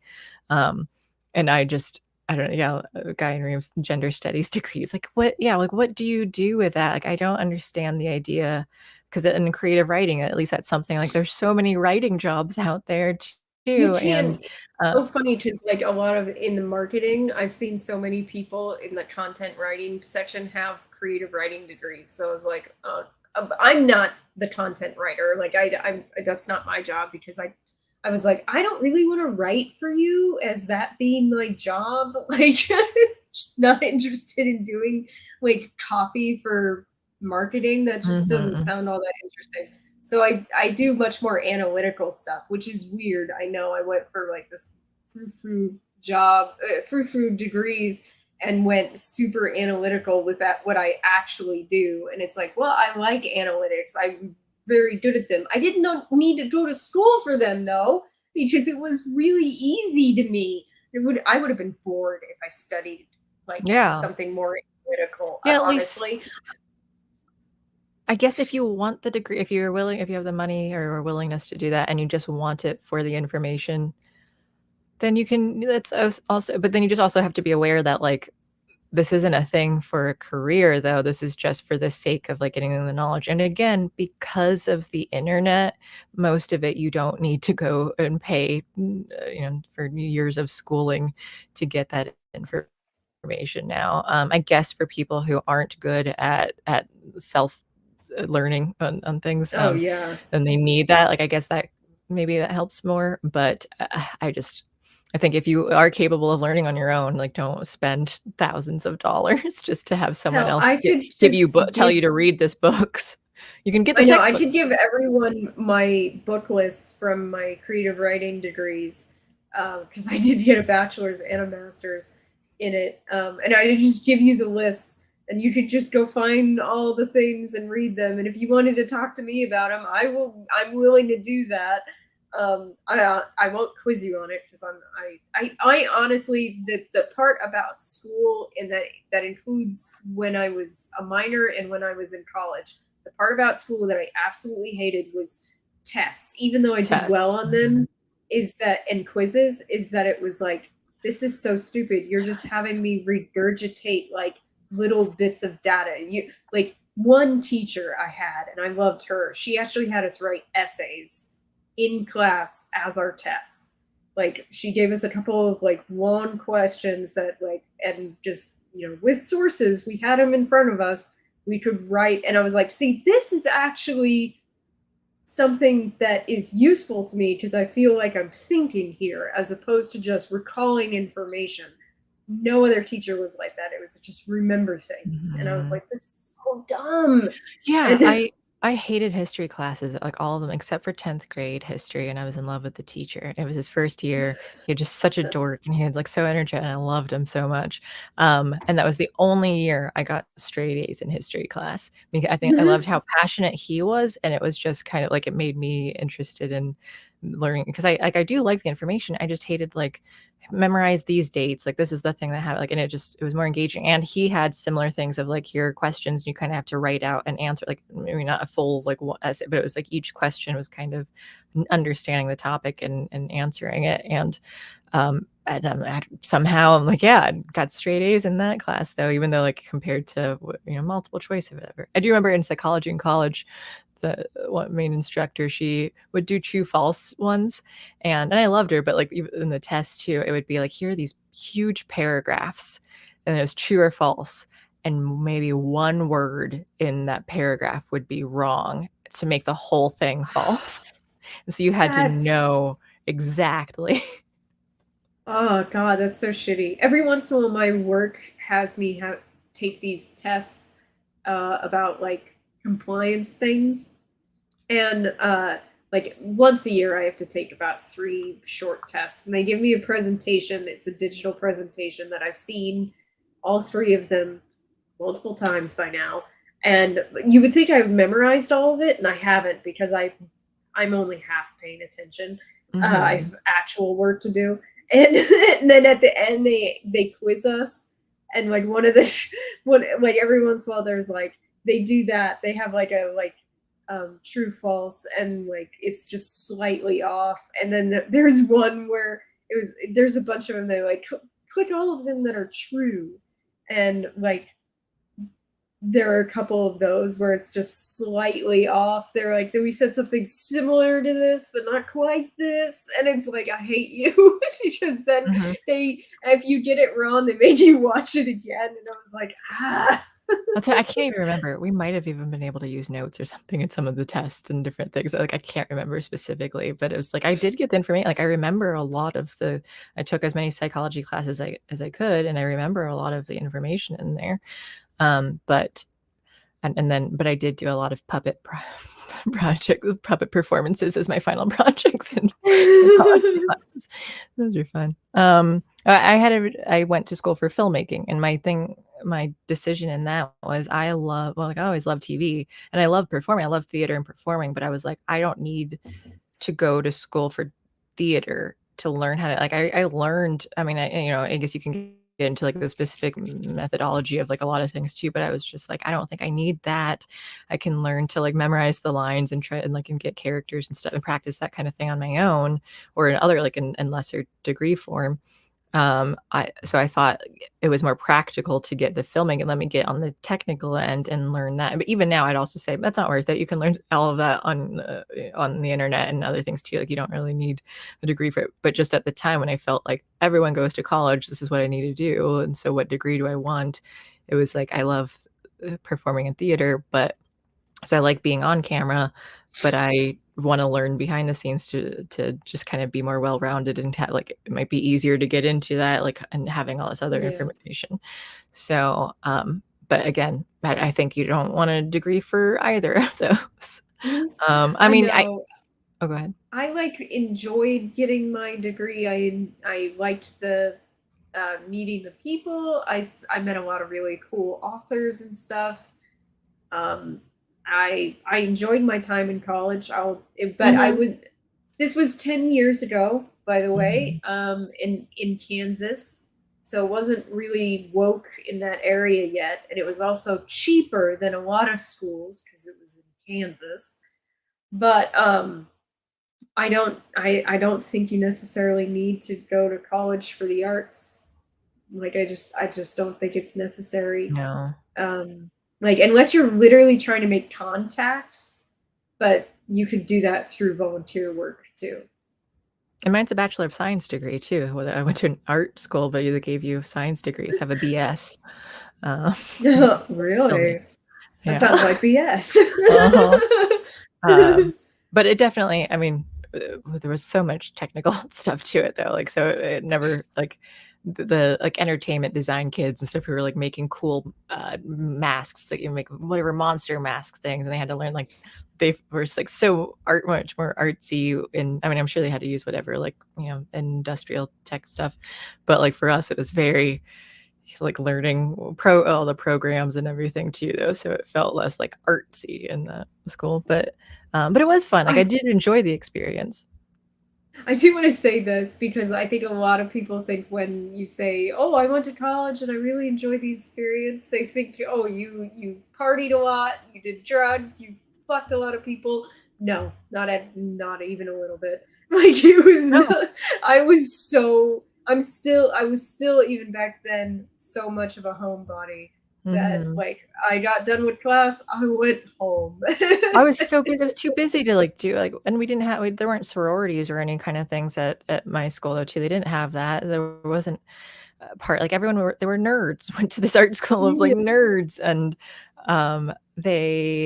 so my things were I worked in the tutoring center, and then I had full our classes were 4 hours long for the main the core classes, and then 2 hours for the gen eds, and then we had projects. So then it was doing a bunch of film projects. So that was our we didn't I don't know, I didn't have time for that. My excitement was going to Bar Louie for dollar burger nights on Tuesdays with my friends, and all right, and I didn't even, I mean legally I couldn't drink until the last year. I I turned 21, and then I think I graduated a few months after that. I think, yeah, somewhere around there. So it wasn't even like I had a long time legally to be drinking. But I wasn't interested. I don't think I did drink until I turned 21. The first couple of years I was in college, I was in a very small town, and it was a theater school. And it was really funny because all the adults theater people would throw parties at one of their houses, and they would bring boxed wine, and they knew we were all like a big chunk of us were under 21, and they didn't seem to care as long as we didn't crash our cars or do anything bad and that's the thing, though, is that I always drank responsibly. I was never the kind of person who's like, I'm gonna get hammered and fall down in a gutter. Like, that was never me. So like some of the older people in the program actually were the drinkers, and like, you know, the people who were like 30, and they were heavy drinkers, and it was like, man, chill. Like, they were like, I got this giant bottle of really cheap vodka. And I was like, I'm not interested, thanks. And but yeah, like, that was the most partying was at those, like, you know, the program people's homes. And even that was like super sedate, like, because I just wanted to talk to people at those parties. And then I think I did actually teach some of them how to belly dance at one of those parties. And that's like as weird as it ever got. Yeah, I'll say, like, I guess, like, theater, they can kind of party harder sometimes. I'm trying to think of, like, at Second City, like, there would be time, but I didn't really go to those a lot, though, either, though. I didn't drink as much, and I don't know how many, like, so it just varied. Like, I just was never that interested in it. I'm not to say that I haven't been a few times that I've, like, gotten sort of blackout. But, like, it's been specific times, though, too, and I just remember, like, there's a place called Ale House across the street from Second City, so it's a thing that, like, everyone go, like, after work, and I barely even went there, but they would do, like, $7 pints of different things, and I would get Long Islands. They would $7 wow. pints of Long Island, and I got 4 of them one night, and I might have started, I think we're inside one of the places in Second City, and I think I got 2, and then when we went to Ale House, and I got the 3rd one, and then I was like, I don't know, and I wasn't getting a 4th. I think the friends were like saying no, but then eventually the one like enabled me, so I got that 4th. And I remember like falling asleep while standing outside at 4 in the morning, like falling asleep onto one friend, like hit on him. And then I think that was the time too when I was waiting for the Uber, my phone had died, but my other friend like made sure, like, she checked to see, like, oh, this was the right. So I'm grateful that I had like friends to ensure my safety. But I think even in it, like, and I was like, I remember talking to the guy. I was like trying to have a conversation with him and just like really struggling, like staying upright though. And so other times I've like, at a friend's place, because once I go, then it's hard for me to stop though. That's why usually I'm just like, I can't get drunk because I'll drink half a bottle of tequila like I've done before, and like just me. But that's like sparse in all of my adult life of that too. Like, so and I haven't even like I can't remember. Like, I think a couple of Fridays ago, I had some wine, and I was like tipsy enough though that I hadn't had like but that was like months of not drinking anything at all. So it was, it's just not, I don't know. It doesn't really taste good. I'm like a drink a night person, and so that sounds like a lot to apparently doctors, because like, how many drinks do you have a week? Oh yeah. Like, 5 to 7. And they're like, that's too much. And I'm like, I'm having a beer or a glass of wine. I'm not over here having like 6 highball glasses a night. Like, okay. And like, by the time I go to bed, I'm sober. So I'm like literally sober. So it's not like I'm waking up with a hangover either. So I'm like, how much alcohol, how much of a teetotaler are you that you think that's too much? But I'm Italian.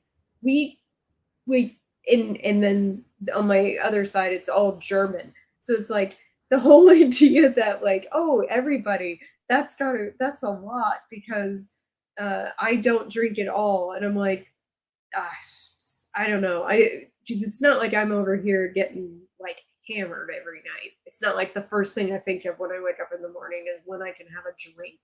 That would be crazy. And I've never been that bad ever. Yeah. And it's never been a thing that I wanted. Like, oh, that would be fun. No, that sounds awful. That sounds like a terrible way to live your life. No, the first thing I want in the morning is a cup of coffee. And so maybe that's my another vice kind of caffeine in the morning. Yeah, I know.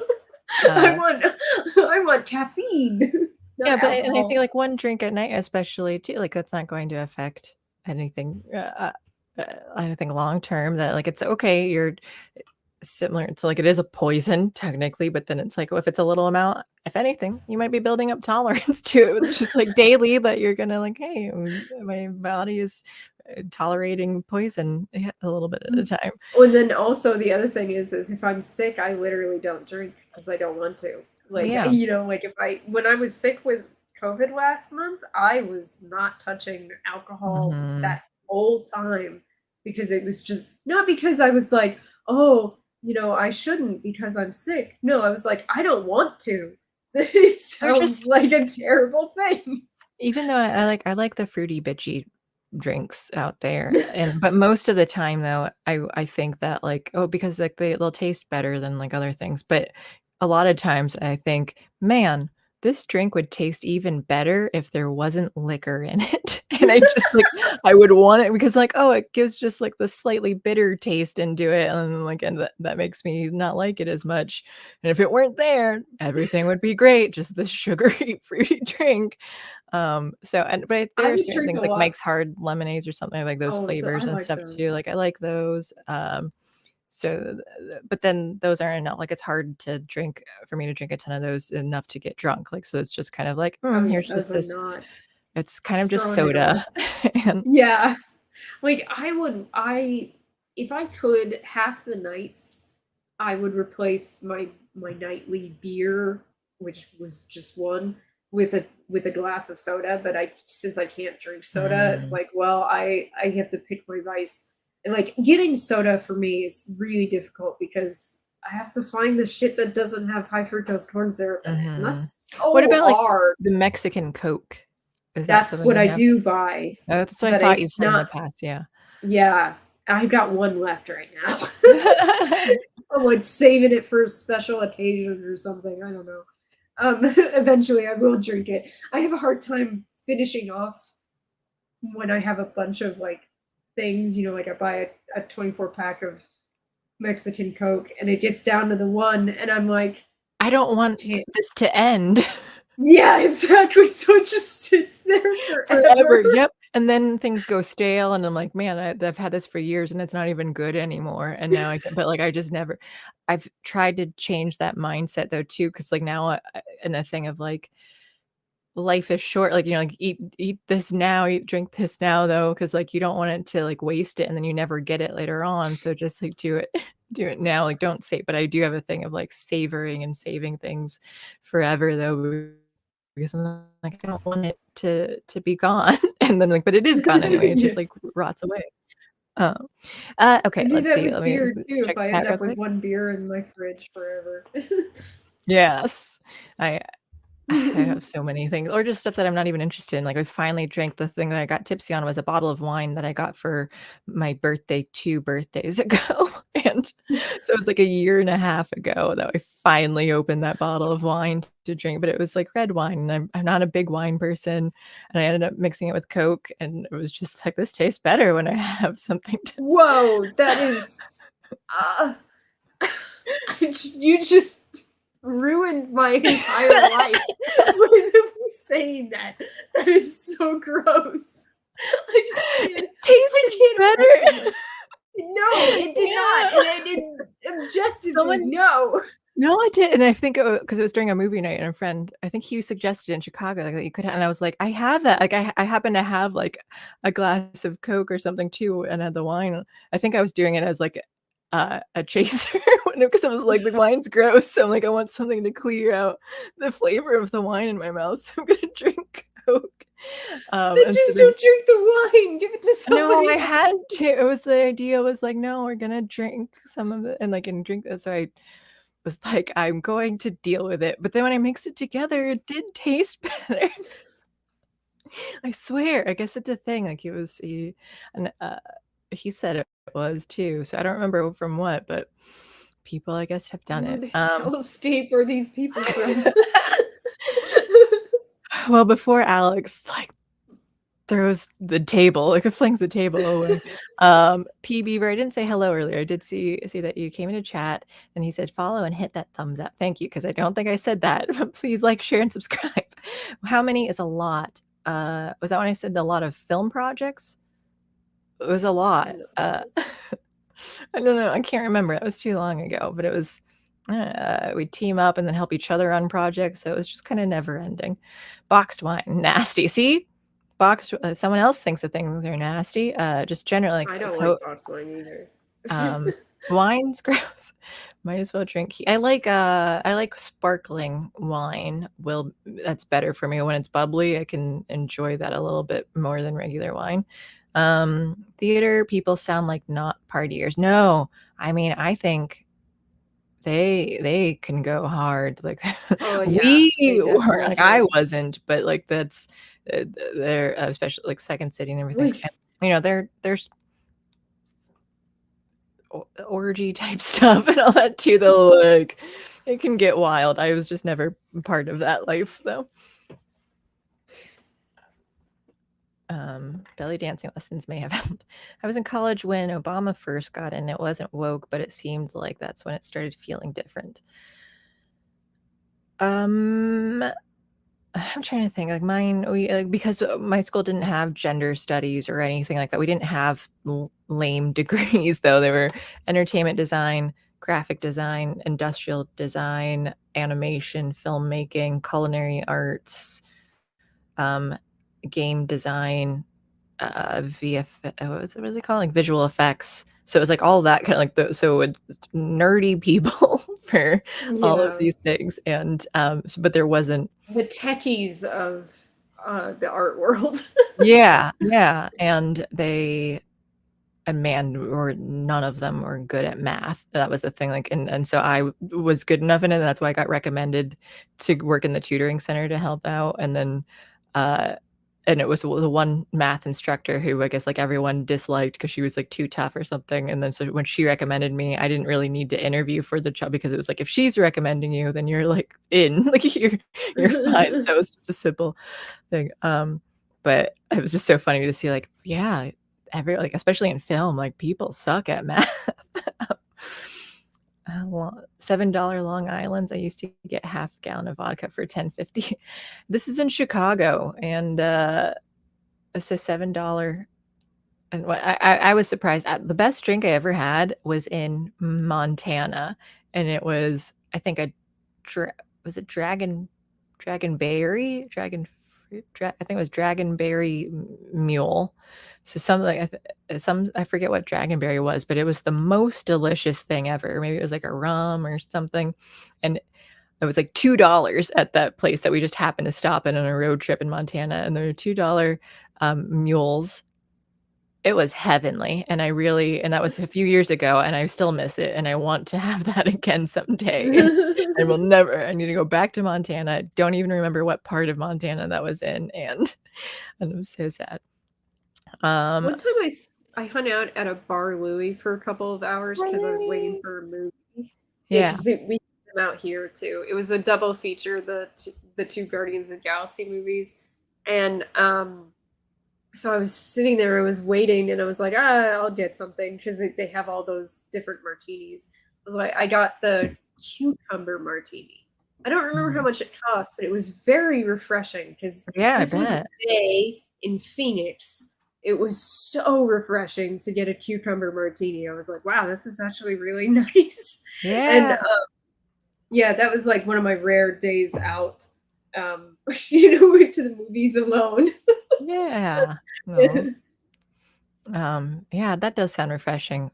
Accurate.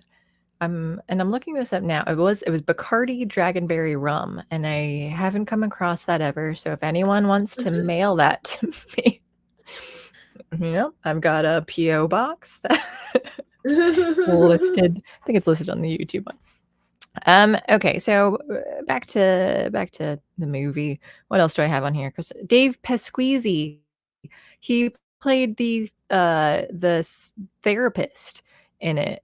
Oh, Pasquizzi, however right. it was pronounced, and the ginger was like, because he's seen this movie before, but like not in a while, and so he's like, "Is that Dave Pasquizzi?" And I looked at him like, because he's 30 years younger, and I'm like, "We know him," like, because he was in Oh, Chicago, wow. so because they did an improv duo that was really well known in Chicago, was TJ and Dave, and so it's just so funny to see, like, I had no idea, like, knowing him at that point, like, he was already in Groundhog Day and knew, like, Bill Murray directly and stuff too, but he does small parts in different things, like, most recently, I remember seeing him as Mr. Immortal and She-Hulk, but he's done, like, a lot of different, like, small parts of thing, and I'm like, "How?" And for him too, I'm like, "He's, like, 60 and he's still looking pretty good." Um, but it's just so crazy, I'm like, all these people who are, like, 30 years ago when this movie came out, and, uh, I'm impressed by how they've aged. Um when I was a kid, with my own children, there was a line when they were making snowmen, and Bill Murray's they're talking about, like, "I haven't done this since I was a kid," and I think it made more sense because later on, he was just like, "I wanna do this with my own children someday," and I think when the first time, because it repeated it though too, and I just thought it was weird that he said that, because I was like, "Why is he saying his own children?" Like, I'm like, "That makes it sound like he's playing with children right now, and it's just Rita." Like, he's just you should keep calling her a child, but then when it replayed, I'm like, "Oh, he was talking about being a kid himself," so never mind. I did Yeah. wonder if if Bill Murray's character inspired Neil Patrick Harris in any way when he played Barney Stinson, because at the beginning, it had this, like, "Oh, like, I'm so cool and, like, caring about this," like, "Oh, do I wanna do this for you?" Like, just the air that he put on when he was, like, faking it to impress her. It was like, you can tell Yeah. that he's, like, as the actor is putting on, like, the character is faking it, but then the person might not know, and, like, the Barney Stinson, like, he did the same thing all the time, though, and the girls would buy it, but then they're like, "Oh, he's clearly so fake," and it just, like, really reminded me of that. I was Um trying to explain How I Met Your Mother to someone on Twitter recently, a mutual. He was talking about How I Met Your Mother and How I Met Your Father don't make sense because they're like in like pretty much past their fertility age to have kids. Um, so like why are they now looking for, and I was like, well, How I Met Your Mother, the mother is much younger than the father, Mhm. and he's like, "Really? I've never seen it." And I was like, "Okay. Well, you should. It's actually a pretty good show." And I was like, "The point is that he's desperate to get married and have kids, but he keeps self-sabotaging." And and it was like, "It's worth watching." Yeah. It just made me laugh. Yeah, because he was 27 at the beginning, and then 9 years later, so he's around 36, and she was 30 when they met too, so she's 6 years younger, and then they had kids within few years of that too. Um, because I think he proposed within 2 years, but then and when they were getting ready for the wedding, she was pregnant, so it was probably, Yeah. like, within 3 years. So she's 30, like, she's young enough to have children at an okay age, like, he's just an older dad, but that Yeah. happens. Um, yeah, someday we'll do How I Met Your Mother as a I show too, know. because like, I do love that show, and I think I did start rewatching it a while back too, And I for, know like, How the I Met 5th Your time. Father came out with their second season. I've been because it's doing 1 episode at a time, I've been watching it. It's been, eh eh eh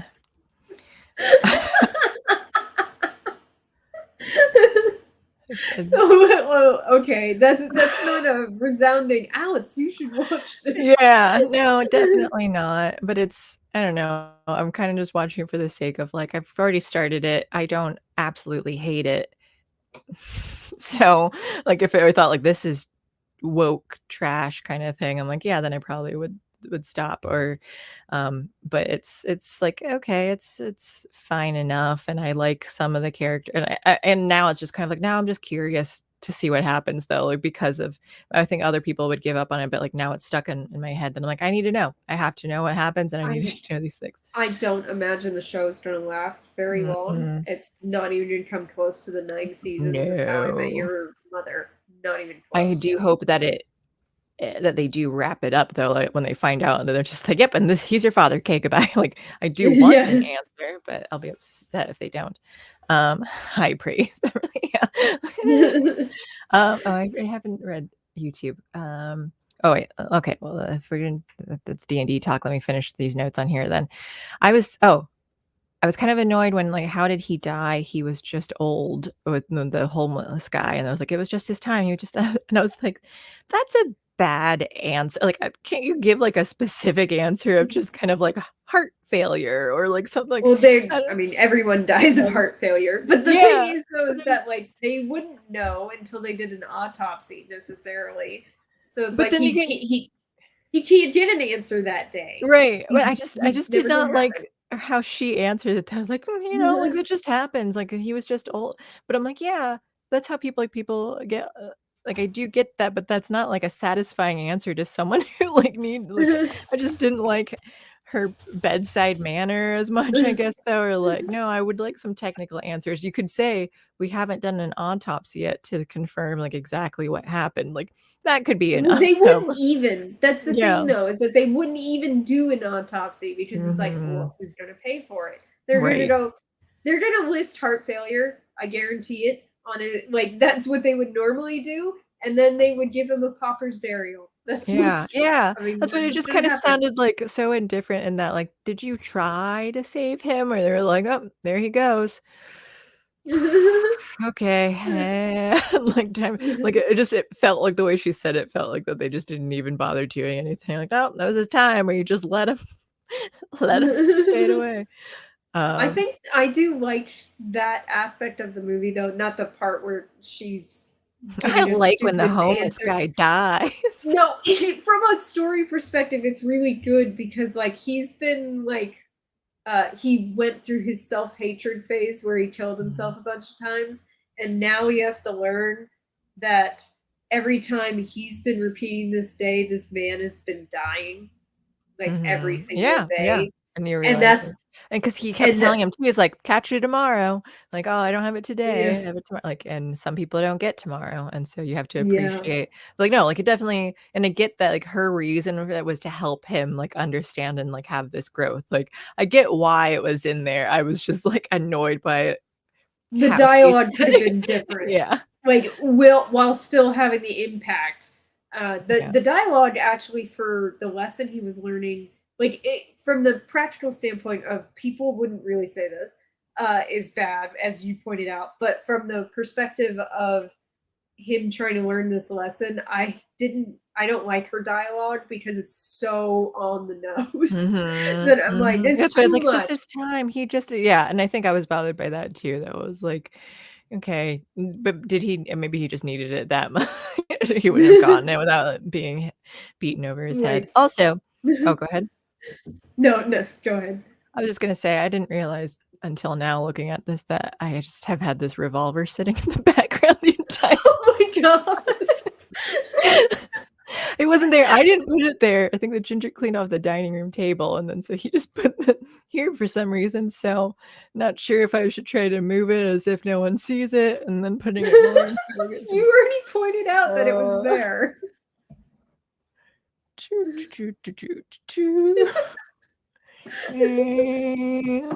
gone. But I was like, huh, what's that doing there? Looking at my I did not even notice it. There's so much stuff on your desk. It is. Yeah. So that's why like it.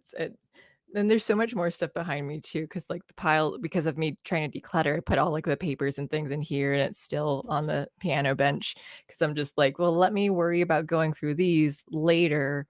I'm going through like right now, everything's torn apart in the living room as I'm like slowly trying to part with all this things that I shouldn't be sentimental about, but I am. And so this is just, I haven't had time too, so it's hard to like, let me just sit down and make this time with everything else going on. And so there's just it's just exploded in here too, like, but it has to wait. It's like moving from one room to the other, like where are all the junk going, as I'm like slowly getting rid of some junk. Demonetize. Well, luckily YouTube is not monetized at all. So let me see, was that all the notes that I had? Oh, my last thing was Oh, no, two things. At the end where he's like giving his Punxsutawney Phil, blah, blah, blah, and everyone's watching him. And I was just kind of like, why is everyone watching him do this news report? They're all the other news reporters are like having that. Like, I get I know that that part is always awkward to me. yeah, and I'm like, this is weird. Like, because and Ginger's just kind of like, it's just like you have to accept the bit that they're doing. Like, no, I can't. Like, I like there was nothing leading to it, and it's it's not a joke contrasting. though. Yeah, it was like a sincere thing that he's supposed to be this this great now, but why? Why would they have thought that this morning at the 6 a.m. or whatever? So I just I agree. That part always bothers me. I couldn't suspend my disbelief in it unless maybe there was a cut out scene or within that scene where they he did something to grab their attention, and now he made a big to do, and they're all like, oh, impressed. Like, maybe, but I needed to see that for me to suspend my disbelief. I don't think they could have written it.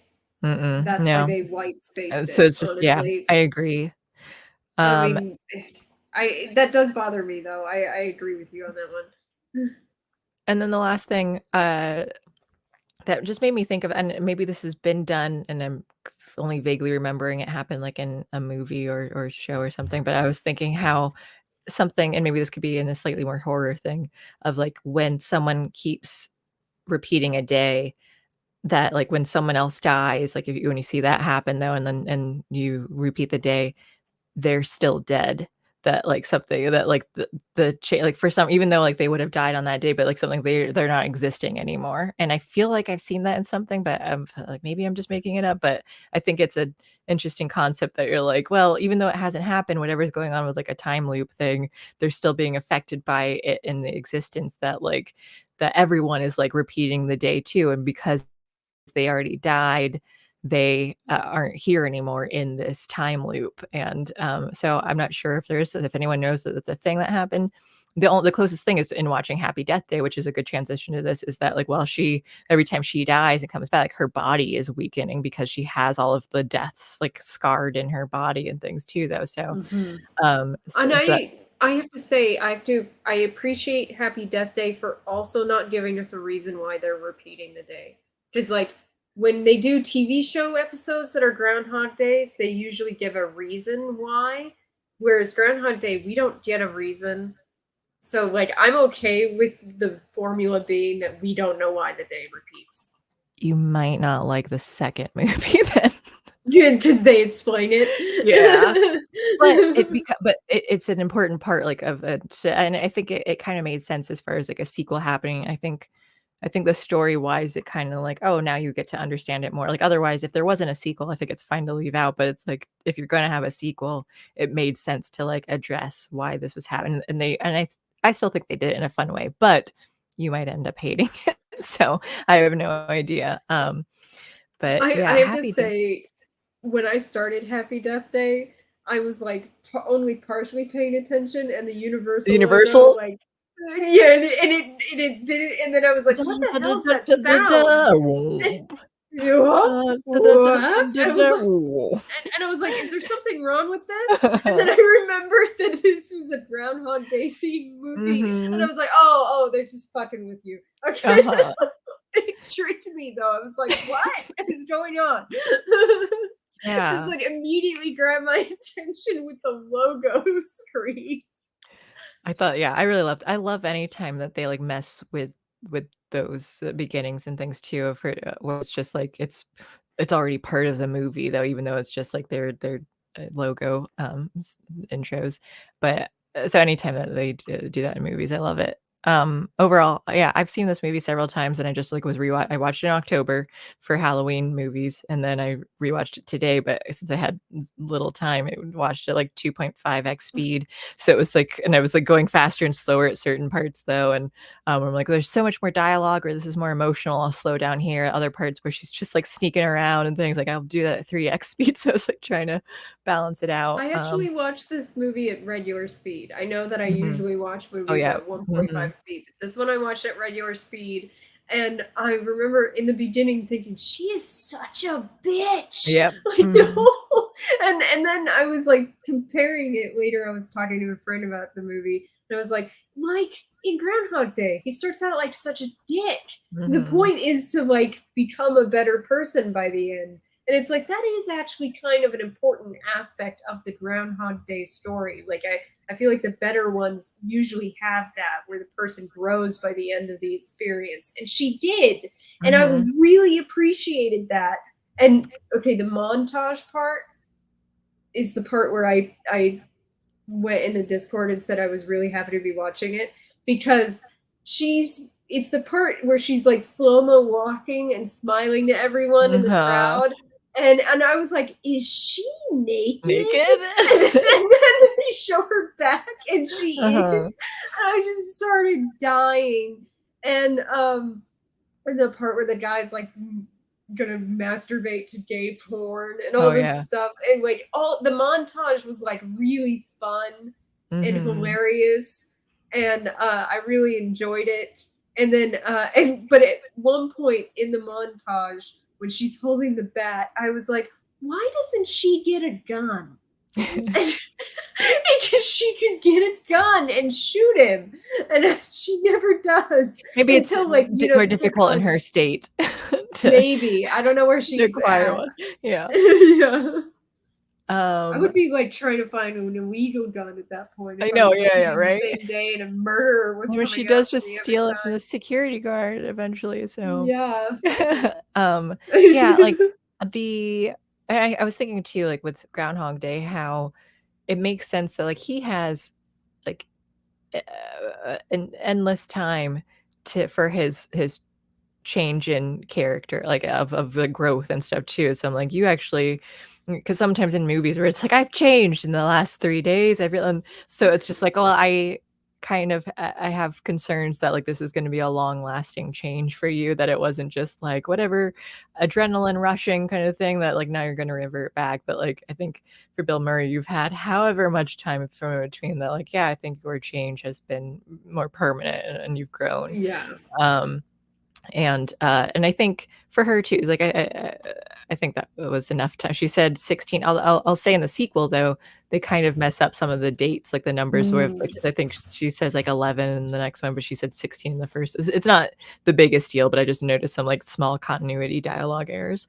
Um, but but yeah, so I think like okay, and I would say, like, I guess extreme circumstances like that can change you more quickly as well too. I will say I love the love interest because again, he's just one of those like is Carter on there and like, the nerdy, adorable guys who like because he's sort of similar to like Jack Quaid and like I love him now too. I'm like, yeah, Yeah. just like the good-hearted nerd who's well-intentioned and stuff and I um liked him too, Carter. And I love that part, spoilers, where Carter dies and she mhm. realizes like she 'Cause she she thinks if she has kills the drop on the murderer, and mhm. she's like, if I don't die, Carter's dead Yeah, forever. right, if I don't reset this day, then he's just gone forever, so she commits suicide to To save his life. And it's mhm. like, wow, that's pretty awesome Yeah, of him of her to do that. I feel like that's like really like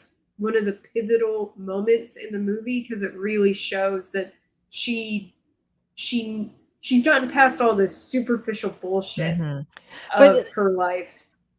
and they wrote in too, though, of, like, why she was such a bitch. They're like and I thought that was Yeah. it makes sense, like, she and her mom had the same birthday, and her mom died 3 years earlier, so she kind of like, yeah, you might, like, kinda disassociate, like, detach and, like, party and just try to escape from your life because you're really upset by this, and now, like and if you kind of, like and you're gonna be bitchy and just, like, misbehave because, like, you don't want up any part of it, and then we're like I would say that's kind of part of your grief in this thing. Yeah. Eventually, she's like, "I'm trying to get past this and be and then now I wanna change and become better." I'm like, I think she like so they kinda had it where like, no, she was a decent person beforehand, she just lost her way, and now she's trying to find her way back there, like, so she wasn't always a bitch for no reason. So I think that's easier for someone to change from being a bitchy character when you're like, "No, you are good deep down, and especially in the past, but, like, external circumstances kind of led you to behaving, like, worse." Well, yeah, and from the conversations she had about her mom's death and how her dad, and like she was avoiding her dad because he wanted to have birthday lunch with her, is that like it seems to me like she kind of suggested the idea that her dad wanted to act as though they were fine, and like that's not healthy. That's not a really good way of handling an extreme loss, especially not for a kid. I don't like it was just 3 years ago. She's still really young. Yeah. It's very young to lose your mom like that. And so like it felt like to me like, oh, that's gonna be part of it. And that's why she has some resentment over how the adult left in her life wanted to handle it, and that made sense to me. So like there was a lot of that kind of like really well done character like work for this movie, this slasher movie. I was like, this is actually really really well done. Like the characters were very likable on like for both like for the bitchy one and for the love interest and stuff too. So it was just like I was kind of surprised because it's Blumhouse now, because I feel like Blumhouse has gotten pretty woke on a lot of things and just like lazy in writing, and but this was some years back now too, but I thought like this is so, but now when I see it I'm just like, oh yeah, this is Blumhouse. But this was 2017. Yeah. When was the what was the name of that movie we watched with the sorority girls? Which sorority girl? I watched too many of that. Black. The one with Carrie Ellis. Was that not? Wait, which one was Black Christmas? Those weren't sorority. Which one was Carrie Ellis too?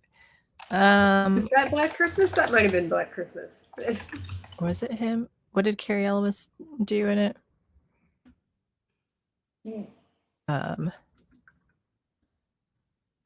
All the horror movies I watch blend together. So. Yeah, let me see. What was Carrie Ellis? Yeah, I am thinking of Black Christmas. It is Black Christmas. Okay. That one only came out 2 years after Happy Death Day. Oh God, that movie was so bad. I actually like New Year, New You, New Me better. Really? Than that movie. Than Black Christmas. But out of these three movies about, you know, girls in college, I would say that I like Happy Death Day the most. Yeah, absolutely. It's actually a good movie. Yeah, and it was funny too. So then like the other ones, I'll say like they were more horror, but then this one was comedy and the slightly horror, but the story was well done. Yeah. So we definitely recommend watching this one. Yes, it was surprisingly well done. I was not expecting it. What else do I have to say on that? I don't think I took notes on that when I was speed watching, because there weren't particular qualms I think that I had with it. Just overall, like I really like the film, and I think I feel like I didn't watch it until the second one was coming out, and the ads for the second one spoiled the first one though. I'm like, why would you do that to me? And like I get that, like, oh, you had a few years or whatever from the first one, but why would you do that in the advertisement though? Like, it's not like Happy Death Day was like this huge success story where everyone fucking watched it. Yeah. So like if I see the second one and I didn't know about the first, I think that's how it happened, or at least I might have forgotten that I watched however, I don't remember the scenario, but it was just kind of like why, or yeah, I can't remember if I was just annoyed and I already knew it and I thought this is bad of them to spoil this. Like if I hadn't seen it, I would have been mad. I can't remember how it happened, but I just thought that's bad advertising, because then it's like if you have the second movie coming out, then they're like, oh, I want to watch the first one to see what, because I didn't know what it was. Like, well, now I don't need to because you already spoiled the twist in it. I think that's lame. Okay, let me see what in chat. I had a great Cuban margarita at Epcot with chili lime powder on the rim. Oh, wait, is How I Met Your Father just from the mother's perspective from the original show? Wouldn't it be the same show told over again? No, it's different people. And it wouldn't be the same show. I wish they did do it from the mother's perspective because I love Kristen Milioti. Like, I thought she was perfect as the mother. Like, I thought she was like adorable and nerdy and quirky and stuff. And I actually really She was enjoyed just her. as quirky as Ted was. Which is what I'm like, why I was always bothered. Like, Ted, why did it take you 9 years to go after someone who's like there are plenty of women out there who are like quirky and nerdy like you, but then you keep going after the wrong women forever. And I get that that was the point of like, but it's just frustrating when you That's see why that I like said he 9 years. self-sabotages. Yeah. Yeah. Internet's bad. But I would be interested in seeing it from the mother's perspective because they don't meet until season 9. So she would have totally different characters and situations going on, but you could have allusions to the first show throughout it, like how, like, which is what they're doing now in this too, but and it's in the future. But I just think it would have been cool if they had done the sequel earlier on, like it wasn't so many years later that everyone's old now, but to have done it from the mother's perspective. Well, the thing is, they did do one episode from her perspective, which shows in season 9, and it's a very good episode. But I don't know that you could do whole show. I mean, it wouldn't last 9 seasons, I don't think. No, but I think you can have a shorter show to kind of see, and I think it could have been I could have written but like you're like, it's possible. but I just think using her as a main character and kind of seeing like that I think she would have been a better main character. That's what, like, Hilary Duff's character is too bland. Like, I'm not interested in her as a main character though. Like too like basic bitch is how we talked about that before. And I think if she were nerdy like Ted was, like having the main character like that too, I just think someone at least like Kristen Milioti's character would have been more interesting to watch in even in this How I Met Your Father. So I think I'm just that's one of what's missing from this sequel show is that it's not, these people aren't quirky. Like they're really not all that interesting. But they're like trying to act like they're like trying to make Hilary Duff's character seem like, oh, I'm a liar, and that's in the second season where she like just keeps like building on her lies and stuff. Like, yeah, okay, that's like a basic thing to whatever. Like, it's just, it wasn't like unique though in the sitcom. Yeah, like all the characters are really like quirky and different in How I Met Your Mother. Like, you know, like Barney's like practically a cartoon character. Like, especially with the Bro Code book and the book of plays and everything, and the weird hologram projection thing he has in his apartment, and all the weird shit going on in his apartment. Like, he's really strange. Even he is just strange. And they're all strange. They get in like, because it's everyone telling stories, they let themselves exaggerate in like the retelling of it though. So then like even when you're watching with Marshall talking about like, here's the things that happen, like because these scenes always stick out to me when he's like, anything could happen with since I don't have health insurance. And so then they just like flash sideways to like the bear attacking him, like, and he opens the door, the bear attacking him from the shower curtain, the bear, like, where it's just kind of like silly imaginary things. And How I Met Your Father hasn't done, it's just not as weird. And I think you get close with like Ellen, with Tien Tran's character Ellen. I think she's the closest one that you get to kind of having like that weirdness there. But the rest of them, they're like, okay, they have potential, but they're just too normal. Yeah, they're all so basic, and the show lacks any of that quirkiness or charm that the first one has. And it's just so flat by comparison. It's like you invited that comparison by calling it How I Met Your Father. Like there are expectations now, so like that's on you guys. Let's see what chat. We can do a season 2 and complain about it later. Chat hour, guns included. Yeah, did he see a shadow? I'm late. Oh, hi, Stan Salty. He did not, right, Alex? He said that. I mean, in the real Groundhog Day today, he did not see a shadow. So we are supposed to have springs right around the corner, March 20th, or 6 weeks later. Wow, did not know of the sequel of How I Met Your Father. It's not. Or they actually thought we were talking about Groundhog Day, that there was a sequel to Groundhog Day, when we were actually talking about Happy Death Day. Happy Death Day. Yeah. Happy Death Day too. And it makes sense because, and I guess Groundhog Day too, I probably would have done. I think that the goal or the direction probably would have been, you find out why is this happening though, because it's like here's this mystery that you don't address. But I do think the good direction to go for it is like, well, now we get to see why is it, because it's affecting you again for some reason. So like now we have to like learn more about it. The thing is though that we do know the answer because the writer said what it was. Like he like at some point in the movie, I don't know if you remember this, it's pretty early on. Phil is talking to those two drunks, and he says, there was once this time I was on an island. There was a day I was on the island with this woman, and we were drinking and having sex, and it was why couldn't I repeat that day? The story is, and this is what the writer said, that an ex-girlfriend cursed him for being a jerk.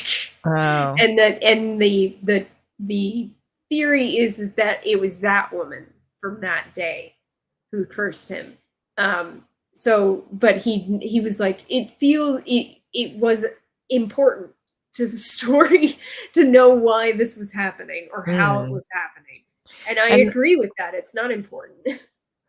And I guess that like because it was like, oh, the lesson, like he needed to grow as a person and then like find, but it seemed like you need to find your love, like a true love kind of thing though, but genuinely.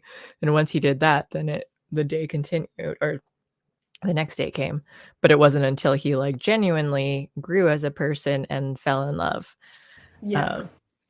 Did you see The Barbarian? People raved about it, but I kind of hated it. It had a random Me Too message in or something. It was weird. I don't know The Barbarian. I've not seen it. I know that Juliet suggested it to us. Oh, that one. Yeah. Okay. Yeah. I still need to watch it. All right. Well, remember that guy in room kind of hated it. They tried doing that with Robin in Stranger Things. She was like trying to be quirky, and to me came off annoying. I liked Robin. I think a lot of people didn't. I think I was okay with her. I was okay with her up until the moment where they had made her her a suddenly lesbian. be gay. Yeah. Because it was like, you did not really write that. But I kind of like expected it once he admitted that he liked her. I was like, oh, now they're gonna make her gay, and then they made her gay. I don't know. It's hard for me to like go back and not be biased in it because I know now, and I can't remember how I felt when it happened the first time when I was going through it. That concept creeped me out. People in walls or tunnels connected under the houses. Oh yeah. I've seen a film like that where like someone, because it's based on a real life thing of like someone living in the walls of someone's house. And How I Met Your Mother. Did we ever find out about the pineapple and goat? Yes, and I think it was like, oh, my answer to you asking about How I Met Your Father with season 2. I think the word I was looking for and couldn't find, and so I just said nothing. Was underwhelming. Is how it is. And I think the answer to the pineapple, and I don't remember I think there was an answer to the goat, and I think, but because I can't really remember that, I'm pretty sure they were kind of underwhelming too. And they like finally got to it. It was just like, oh, like I think the pineapple was sort of a throwaway line, or like, remember when that happened and you did this thing? Like, I'm like, oh yeah. So I think that wasn't as cool as I hoped it would be. But I need to rewatch it all because I can't remember. On YouTube, let's see, we had Cash Grab Fear. This is, I think, back on D&D and wokeness. Fear of being canceled because of pandering to wokies wanting to cash in on Stranger Things, bump money. Wizards of the Coast is probably afraid people will realize they don't need them to play the game. Yeah, it could be it. But that's always been the case. So I guess they've been trying to push that like you have to play it this way or something though. But like that's always been the case, is that you don't need them. Through an Infinite, great song to begin the day. Did you try posting a link and it didn't show up because it's YouTube? You can post them on Rumble, like they won't block that, but I think YouTube just automatically does. You can't post links unless you're a mod. I don't know why. But it seems unnecessary. Just don't click the link if you don't know the person. Through an infinite amount of lives, you exhaust desire. Western style is to embrace, Eastern renounce. Both end up in the same mind, no mind. I think that's another attempt at explaining how enlightenment works over time. Mm-hmm. Yeah. A new Western is to embrace, Eastern renounce. No mind. Okay, let me think about that more. I have to think more about enlightenment. I'm not enlightened enough for this conversation. Whose peace, whose world, peace at what cost? Yes, that's the drink for me. That's risky behavior, Alex. I remember seeing that when you were, I think, this 5 to 7 beers a week. That's risky behavior. That's what bourbon's for. Cola spritzer, yeah. Technically, everyone dies of lack of oxygen to the brain. But the old man, like, yeah, when your heart stops beating, it's not getting the oxygen to the brain. That is true. It's true, but they're pushing a new edition now. If it whales get woke, fails. It's like, what does whales mean? Is that a new word, like the cool term kids speak? Yeah, the only thing I want for like new stuff with like D&D are spells, and or like class, like just kind of general. I don't. They're like changing other things of like old stuff. I just want, like, if you're gonna add a new class in for something, or like new spells and that type of thing, where it's just like very mechanical type of stuff, but then they're going back and trying to, like, I don't know, kind of whitewash or diversity wash different things. Yeah. So I don't know, like, and I haven't paid attention to any of it, because again, we would just make up our own stuff, and it's way more fun. Like, I tried doing a module before. I have a couple of them, and I think when I first started DMing, I was using Princes of the Apocalypse, and that one was, I hated that it was like, hey, like, here's this thing. If you're trying this out, go from chapter 2 to chapter 6, and then chapter 6 here, like, if they're saying this, like, do chapter 3, like, and you have to bounce around. And I had to know, like, it was hard for me to know, like, what are all these characters, like, who they are, their motivations, all these things. And it was easier for me to, like, I just want my own world and my own characters, because I can know what their wants better, and like, or like make them up as they go, and not be worried that, like, oh, because I did this thing, I don't know how that's going to affect it in this module later on. Like, for me, I'm like, I already know all the like the bigger picture stuff. So if I have these details that I just came up with, I can, and a lot of times I can tie in where I'm like, oh, this is cool. I didn't think of this before, but now I'll tie this in here and like add to it. And several times it's been like, wow, like, that was cool, that, like, for the players to, they'll say, like, that it was neat that this thing happened, though. I'm like, it was not planned from the beginning. It just happened to, like, I had a lot of things that were planned, but there were just additional things. I'm like, no, this wouldn't have existed if the players didn't do other things, or they helped build it. And I think that and they've said that too, like, what's exciting is that they are building this world together. Like, we're all doing it. And I have a lot of base stuff, but there's been so many things. I'm like, no, this became a important aspect in it, but I didn't have this in the original. And I think it's way better now, like, because it was just kind of like, I don't know, like, I think it's just fuller. Like, what I had beforehand, it was kind of like, all right, like, it's there's something there, but now it's like fleshed out, like, and having all these other smaller details, like, building it together, it made it more solid as we're moving things forward. And I think it's a way more fun to just build my own story than use a module. Alignment, race is good, evil, retcon. Yeah, they did. And that's what, like, personally, I didn't care about taking away alignment, because, like I said earlier, I just don't.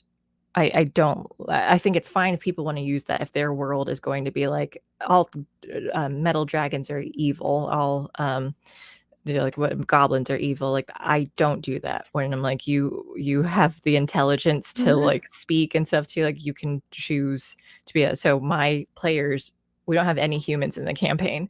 The ginger plays a goblin, so he's this producer goblin who used to have a Jewish voice. He kind of dropped that, I think, just out of laziness, but it was really a obnoxious Jewish producer voice.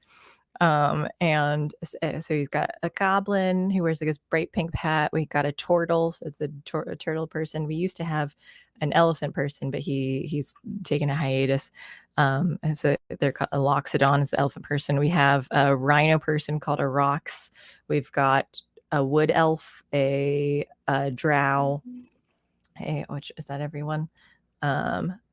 1, 2, 3, 4, 5, 6. I think so. And I've had like other players in the past too. We had one human through like all the ones who used to play, but I had a centaur. I had I can't even remember everyone now too, but like just so many like but a current ones they're like we don't have human, like they're all monstrous races, but then like but they all like, and I didn't make it because when the drow first built his character he was like, oh, is this going to affect he was thinking that like in the books they talk about how like they're like the dark skinned elves, so they're kind of like looked at, they're always evil normally too though, like so they're used to being evil. And but I was like, in this world, like it doesn't matter, like they exist, they coexist with everyone else on here, and the only thing is they have to carry umbrellas because like drow are more affected by sunlight because they lived underground, so it's just a lot of them do an umbrella thing. And I'm like, so I made it where like racism didn't really matter, but the players like to bring it in jokingly because they're always like, we need to solve racism because like sometimes like the vampires are fighting or whatever, so they always talk about they like cause racism and then they solve it. They bring it up and like this wasn't a thing about race, but like now they're like making it, they're like this is totally a problem, and then they fix it. That's hilarious. But yeah, so I when it comes to like alignments and stuff too, I just let them be like, you get to choose what you want, and the same thing for the NPCs. Like, I just don't, and I understand people, and I forget. I had an interview with RPG Pundit, and I need to rewatch it because I forget how he described it, but I thought it was really good. It was like the philosophy styles, and or not philosophy, but like the air, like because I did it out of individualism, and that's where I took like how I planned my universe with that. But he was saying like a lot of the things that were built on are like different. I don't think the philosophy style isn't the right word, but like but I get, yeah, I mean philosophy, like ideas. And so it's just like with when you have the alignments and stuff like that, was a different type of like thought of how like people like the structure of the story. And so like but so they didn't have it the same way, but like so it was just kind of like you guys like it's a different type of of philosophy in it. And I can't remember the terminology he used. It was way more eloquent about it, but essentially it was just like, yeah, you kind of have the different like dynamics in it. And so it made me feel good because I was like I was tired of like I didn't want people like thinking like, well, you're doing it wrong because you're not making goblins evil, like there's a whole past to why they're this way and they're why. I'm like, okay, in your world that's not what's happening in mine though, like that past doesn't exist, like that history is different, and I'm fine if other people want to do that. That's just not like I literally built my own world. And I mean, it's how you want to play. I think it's kind of weird though that like I do understand the idea of creating a simplified world where some people just are evil because of the fact that a lot of things are escapism and that makes it easy. So I get that. Like I get the idea that sometimes you want things to be easy for an escapist idea. Like I you know, and I think that's fine. I don't think that's a wrong step to make if that's what you're doing. Like if you're literally, you don't want it to be some highbrow thing. You don't want it to be, like what is evil? You know, you just want to go, these people are evil. Let's move on from there. Like, like I get that. Yeah, and I think that's simplified. Cool. Yeah, like a simplified, because life is much more complicated than that. Sometimes you would like it to not be. And when you're playing a game, that's totally cool. That's the totally right time to act as though things are simplified because it's fake. It's when you try to apply that attitude to the real world that I think you're running into a serious issue. Yeah, like everyone. I get that. And I'll say sometimes I have, but like I'll do it with like actual like monsters where their intelligence is like 3, and they don't have language or things though, and they're just kind of like acting like up, but they're attacking because of what like that is what they do. They're just aggressive and things. So like you might come across some sort of like predator out in the wild.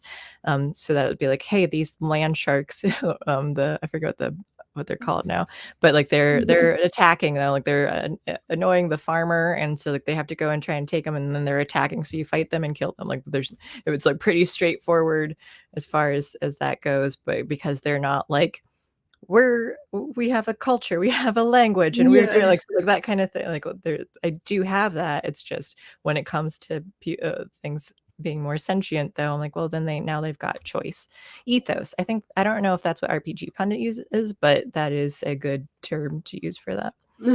Also, Alex, I just saw the link that you sent way earlier. Of 2,000. It is D&D related, essentially. Mr. Welch can no longer do in an RPG. What is? This is a very old like thing of the internet. Okay. And it's for people who play games like D&D. And what it is that, so this is like a game group, and these are all the things that Mr. Welch can no longer do because they don't make sense. And some of them build on each other.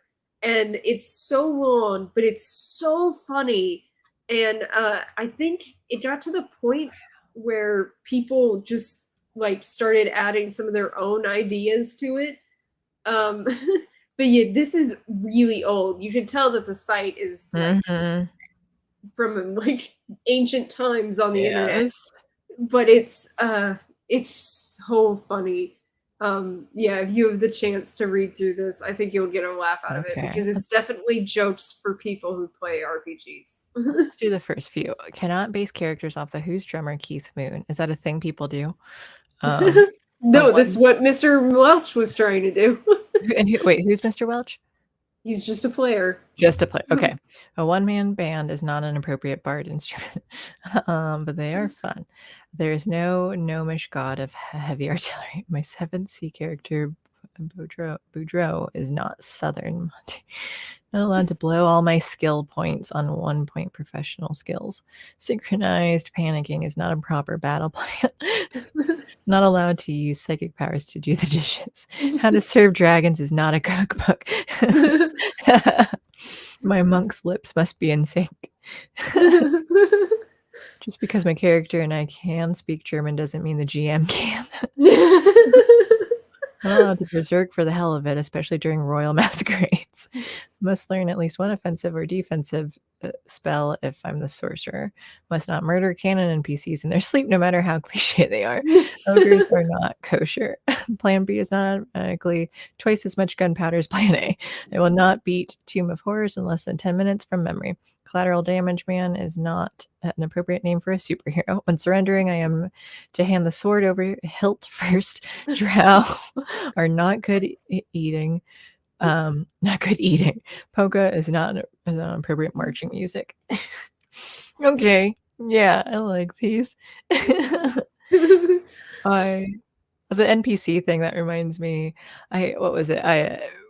As they're going back through right now, because I think it's fun because my players are kind of in like a expert mode. It kind of feels because it's like they've gone through most of the kingdom that they're in. There's just like a couple places like in the capital city where like the main bad is happening, especially now.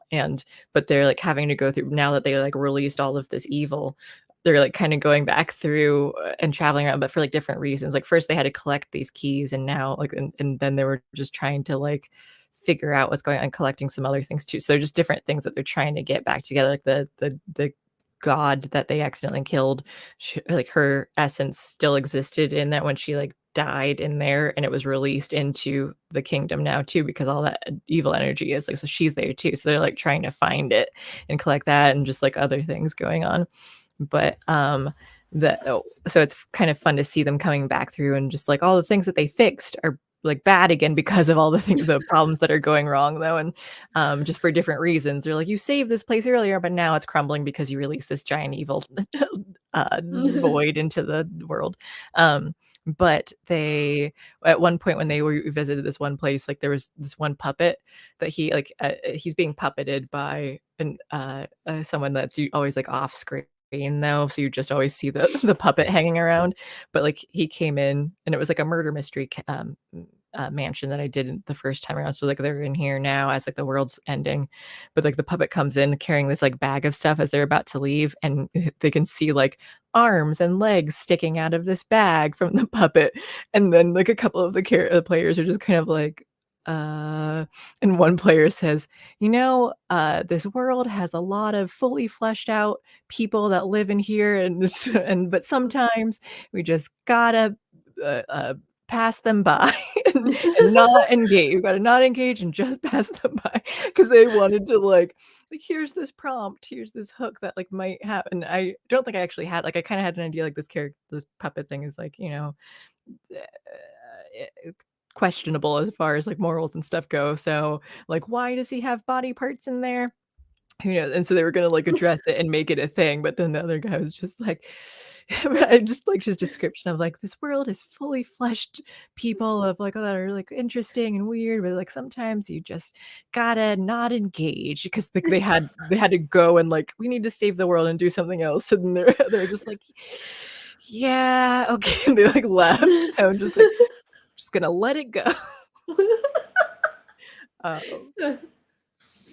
There's so much like I love my players so much though, because they all the bits that they do, and that same guy, because we ended up doing a what's it called, I can't think of it right now, the Voltron. They Voltron said like I wasn't planning it, it just kind of happened. So it's just like, yeah, you can get your jet planes to be Voltron and this thing and fight this demon dragon that came up though, and so they each became a part, and like you're the arm, you're the leg, and then that same guy, he was just like, yay, I'm a leg. And, like, so everyone's just like, I'm the right arm of justice, and he goes, I'm the left leg of apathy.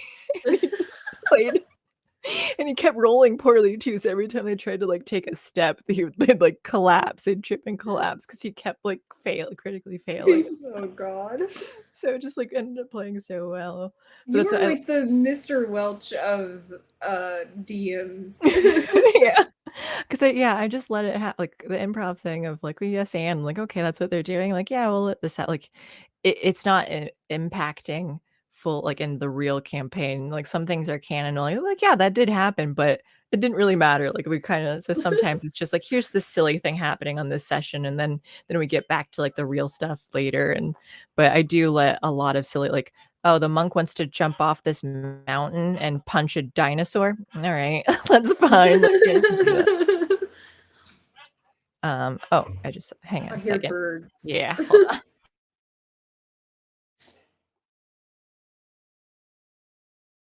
We do have another vibration from Chicago Faucet. Thank you. Bev, but the problem is that players may make decisions based on those canons. Changing something in canon could nerf characters. I do have a problem with them.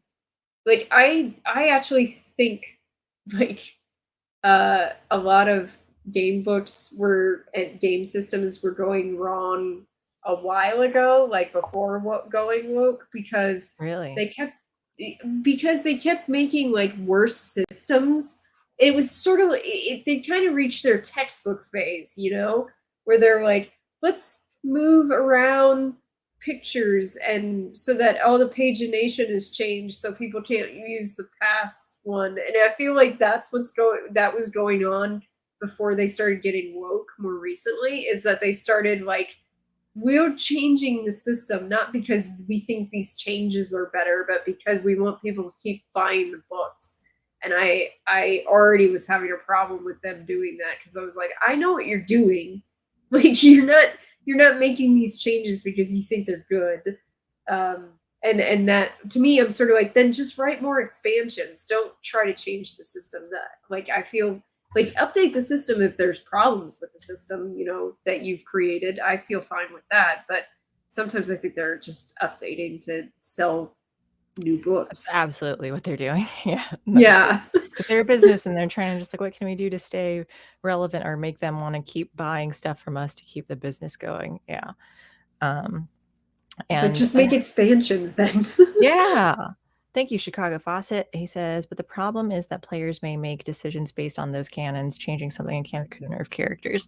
It could, if you can't handle keeping up, I guess, with like the the constant changes and things. Though, like if anything, my players have always been able, like they were stronger. Like I let them kind of have more power, but my thought was I would adjust the monsters that they come across to still like make them challenging. Because again, especially now, I have to make up things because we've passed level 20. They're like on the back. So I used to go like with the CR level, the challenge rating of like, okay, like 6 players, how do I what monsters and stuff too. But eventually I got a feel for it of just how to like adjust things, and especially in the moment too. So because it's and for us, it's less about the battling. Like we have the battles and stuff, and like, and I think sometimes that helps. For like, I was excited because like sometimes the battles would take like 5 hours, or we'd have like 2-3 sessions of just battle, and sometimes they were necessary. But now it's like when they're so big, like they're so strong, and it would take so long. Now it's less about just the fighting and more like this is moving this like the story along. So like the fight that almost had this big cult fight, but then other things happened, and it kind of like, and it was less about like they have to stay in like per round of fighting. It's now it's like constant movement, and the canon, and also my players are really good in like metagaming in a constructive way. Like there have been times where like we want to do this thing and summon this bad guy, and like so, and but they're like, but we'll wait until next session to summon it, because they were just letting me get like have the time to like prepare for it too, though. And Oh yeah. because like here's just this big thing that like may like screw up everything. So they're really considerate when it comes to like how like work, because we're all playing this game together, and we're all trying, like we're wanting to have fun, but we're also wanting it to like, I think, move forward and have the progress, because they have the goals that they want to try to do to like save the world. And so we've never had, and I've been playing this campaign for 4+ years now, and we haven't had an issue of like the canon nerfing characters or anything though too. But sometimes it's like just it's silly canon stuff where like they made a joke, and but like because I'm like, yeah, but you actually said that, or like, so now this is happening, or like this idea that you they said. I'm like, yeah, sure, like that's happening in game now, and usually it's not that big of a deal, or if anything it builds on it and just makes it more fun. That like this, because it'll be something that screws them over in a silly way, and then but it doesn't like hurt long term, or so it just really depends on how you handle like what it is that affecting it and how you handle it, because I just adjust everything. Like it's really on the fly. And like, oh, if they've never gotten weaker except for the one guy, for the Ginger's character, the who got cursed. And so every time he falls unconscious in battle, he loses maximum HP. Oh wow. But yeah, I think if people want to keep playing a game system and the new stuff is going woke, just stick to the old books. Yeah, you don't have to play it. Like you can just stop. Like you don't need it. You're playing pretend. That's the thing. Like what improv is just we're playing pretend, and D&D is improv around a table. Like, and you roll some dice to have the random chance, and you don't need. Well, and that was the thing too. What that does is that you're not buying their new books because you don't like what they're introducing in it. Maybe then the next time they come out with books, they'll reverse course. Yeah, stop just enabling them. Don't enable them. Just play the old books. You can still enjoy it, but just don't play their new shit if you're not liking it. That's my thought on that, because I think that will hurt them more than anything. It's the same thing that's happening in the comic book world. People are buying DC or Marvel comics because they suck right now, and they're like, why? And it's like, well, you know why. You're like, don't play this game. And like, what, people still love the old stuff, and they watch the old content too that was around. Like I could watch the old X-Men cartoon all the time, but that's what I'm saying, is just stick to the old stuff if the new stuff they're coming out with is not to your liking. And they'll learn. Yeah, and I mean, stop hate watching and hate purchasing things, though. Stop doing that. Yeah, if you're gonna hate watch, at least do it with a third-party website that doesn't help Yes, don't give them the numbers. Yeah. What was I going to say? Hate watching, hate. What did you just say before hate watching? I said stick to the old stuff. Maybe they'll learn their Oh, lesson. I was gonna say Pathfinder. So I think that's kind of, and I don't know if Wizards of the Coast really learned. I guess they did though, because so Pathfinder split. I think when 4th edition came out. I've only ever played 5th edition and then like a one shot of 1st edition, but I think like the Pathfinder was based more on 3.5 because people hated 4th edition. So like that, I think that was when it really kind of veered. And so then I think they brought 5th edition out because they're like, well, 4th didn't really work out as well. So they were like, I think 5th was supposed to be more similar to 3.5 as far as I've heard. I haven't done like full understanding of each of the editions because I play a very loose version of 5th edition. So Yeah. I like what G-Man says here, Wesley. Government employees are all evil aligned. I will agree with that. What is that? Yeah. Evil. Wait, because I can't ever remember the whole alignment chart. It's like You've got chaotic. yeah, you've got lawful and chaotic and good and evil and then neutral in the center. So you can be Okay. like lawful So good, government would lawful be like evil. our lawful evil. Yeah, I would say so. Yeah. But I mean, like, don't they break their own rules too? So they might not even be that. I don't know. I don't know.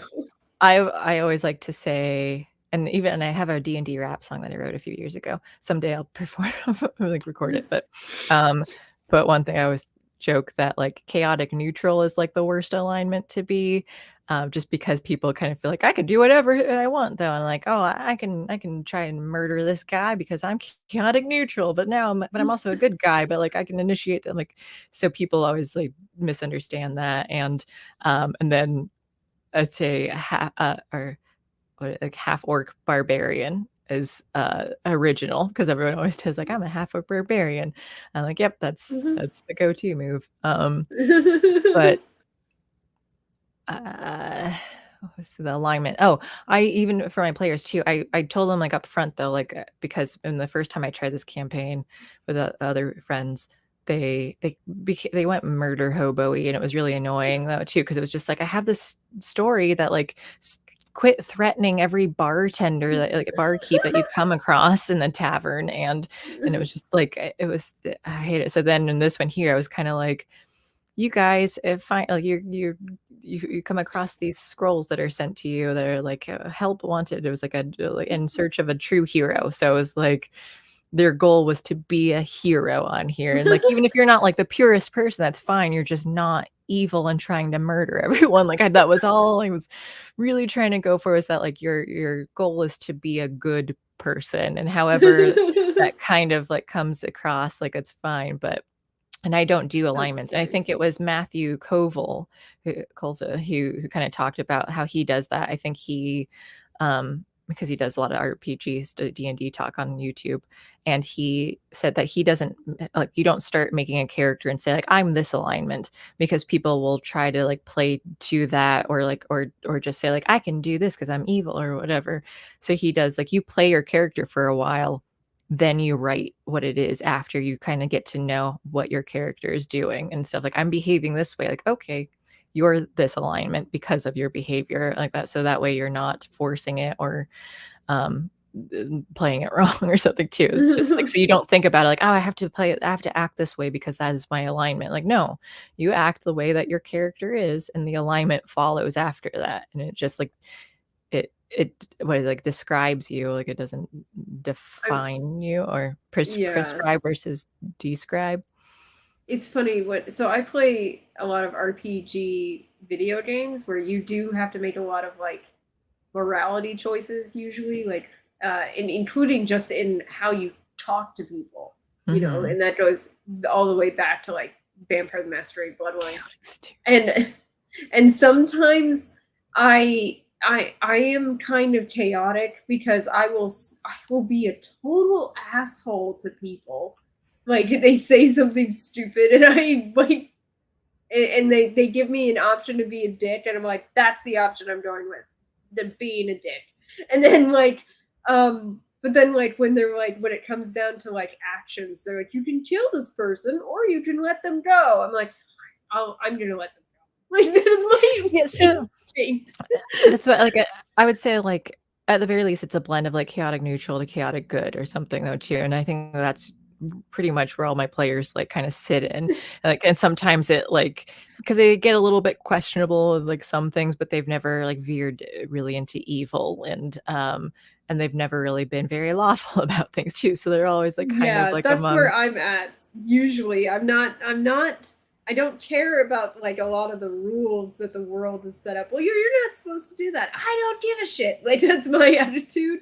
But then like, yeah, they're like, oh yeah, you can sell this person into slavery. No, like I'm not gonna do that. Yeah. Like when they give you options like that, like I don't know, like it's really funny because I do want to be a dick to people, but I don't want to follow the rules, but I also like it's like I could be crazy. I could do because it's just a game, obviously.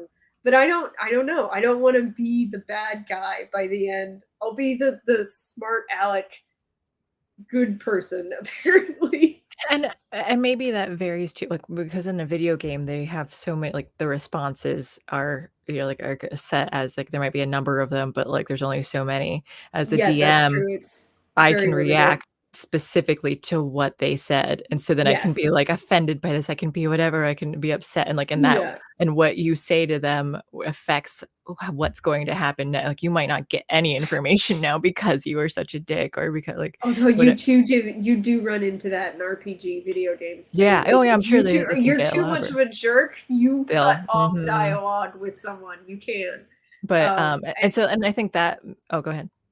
No, that was it. I think that like so and that's like on a basic thing. I'll take it a step further and like mess with them more too. So then it's like it's not just like negatively affecting the way you can go. It might like go farther like well now it's hurting you because you did something and just like because I think usually it's just like I think it's funny though like okay you did that like now like this impacts way more than just like here's this information that you're not going to get like okay well now they're in your lives and like this is gonna like domino effect other things but it also works positively too. I made one character that was from initially I never got to it but in my first campaign when I tried it with the murder hobos I was going to have her in to kind of scare them straight, I guess, where it was like, because everyone that kept coming across, they're just regular people. They don't have powers and things. So now you're like these powerful characters coming in threatening them and they can't do anything. Like you're as bad as the bad guys that they're coming in. So she was going to be more powerful to just be like, hey, like I'm going to set you straight and like how like you can't touch me. But so I just still had her as a character when I was retrying this campaign later, and she became like she's like pretty neutral because she's iffy on like where does she stand. She was the one who actually poisoned the Ginger's character, but it was indirectly. It was like via bad guys who got the poison from her. It got the curse from her, and then they used it. But she's just like, yeah, I know they bought it, I made it, and that's so like she doesn't. But like I think, but they befriended her, so like now she's like an important part of their lives. But initially, she was supposed to just be this like stopgap of like the evil that the other characters doing. But like she got her own life and the quirks and stuff too. Just of all the times they get to interact with her and like oh yeah, because all of my NPCs are weird in some way though. That's just more fun for them. Record. Have you seen Record of Lotus War? I have not, but people have told me about it. I forgot about it. I have it written on some sort of note of like a to watch list, and I never got to it. So thanks for reminding me. Let me rewrite this down somewhere and say that I do need to watch it. I think I have to go to sleep. Yeah, I know it's late too, and I need to put the geese away. They were yelling because again, it's just Chewy. The others, I think, were trying to go to the barn, and Chewy's just sitting right directly outside the window here. I don't know why. I think she's laying eggs too because I found 3 eggs last night, and 2 were smaller and 1 was bigger. I think she has the bigger egg, so I think both my ladies are squeezing them out. Originally, that's what paladins were for. Then anti-paladins, and people realized that they could be paladins for any alignment god. Yeah. Let me oops, check. I didn't mean to do that. As we say goodnight, Alex has her Roll a D6 music video. Copy this video. Thank you, Chicago Faucet. Alex has her channels. I need to find it. Because I copied it on the occasional levity notes. My links. Rumble. There we go. Here is Alex's Rumble channel. So when are you streaming next? I'm streaming on Saturday. Okay, so because you're taking off Friday tomorrow. Yeah. And then so you got Saturday. We've got so occasional will be next Wednesday. Alex is taking the night off for that. Well, I don't know about Juliet. It's hard to tell. Her job and stuff is just keeping her busy. So and the schedule keeps changing. So I told her like whenever you can make it, that's totally fine. Like I get it. Been there. But I'll still be streaming if Chicago Faucet's available. I'm gonna make it a community thing too. So people are gonna be welcome to come out and hang with me.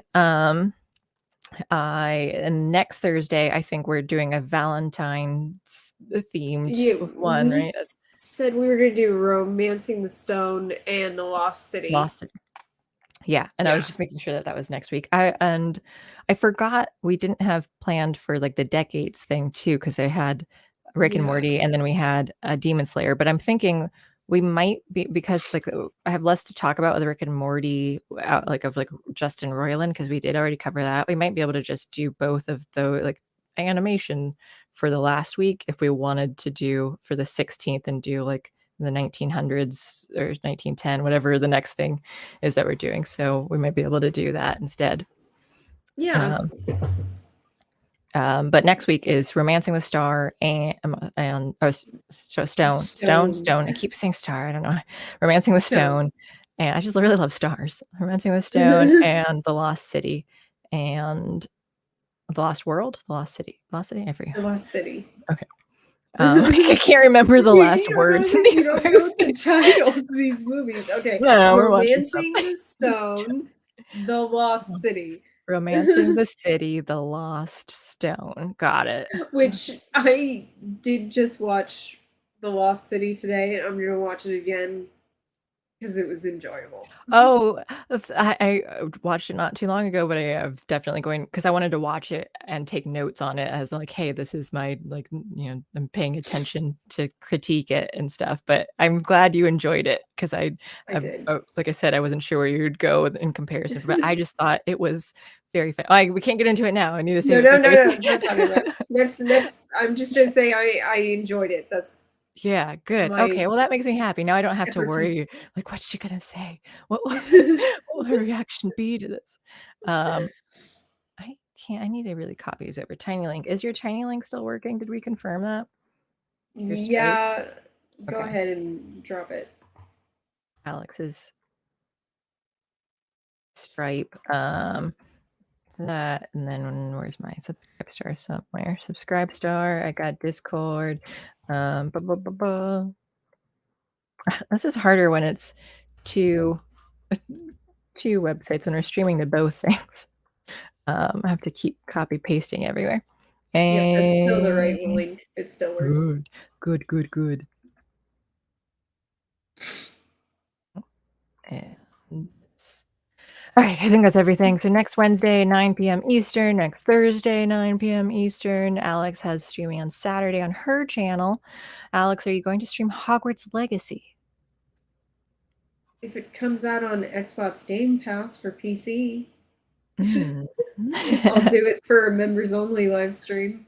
I am doing my members-only live stream for this month. It's going to be Atomic Heart, and that's going to be on the 26th. That's that game that everyone is saying don't play because it's a Russian company, which, by the way, it's not actually a Russian company. That's bullshit. Okay. Even if it was anti-Russia. Yeah, even if it was a Russian developer, I would still want to play it. I don't care. Mm-hmm. Yeah, well, I mean, I guess that's a whole other thing. Yeah. Getting into that. But yeah, I think I would too. Okay. Thanks a lot. You have a good weekend. You too, Mr. Drummer. And he's Fluffy Clouds on Rumble, right? Yeah, he is. Am I forgetting anything? I think we're good. I think that's everything. Well, thank you, Alex, and thank you, chat. All you cunt goblins. We have been the dim cunts. Yep. Have a good night. Have a good weekend. Have a good. Oh, I guess it's for here right now. It's no longer Groundhog Day, but have a good Groundhog Day. And we will talk to you next week. All right. Outro. Goodbye. Bye.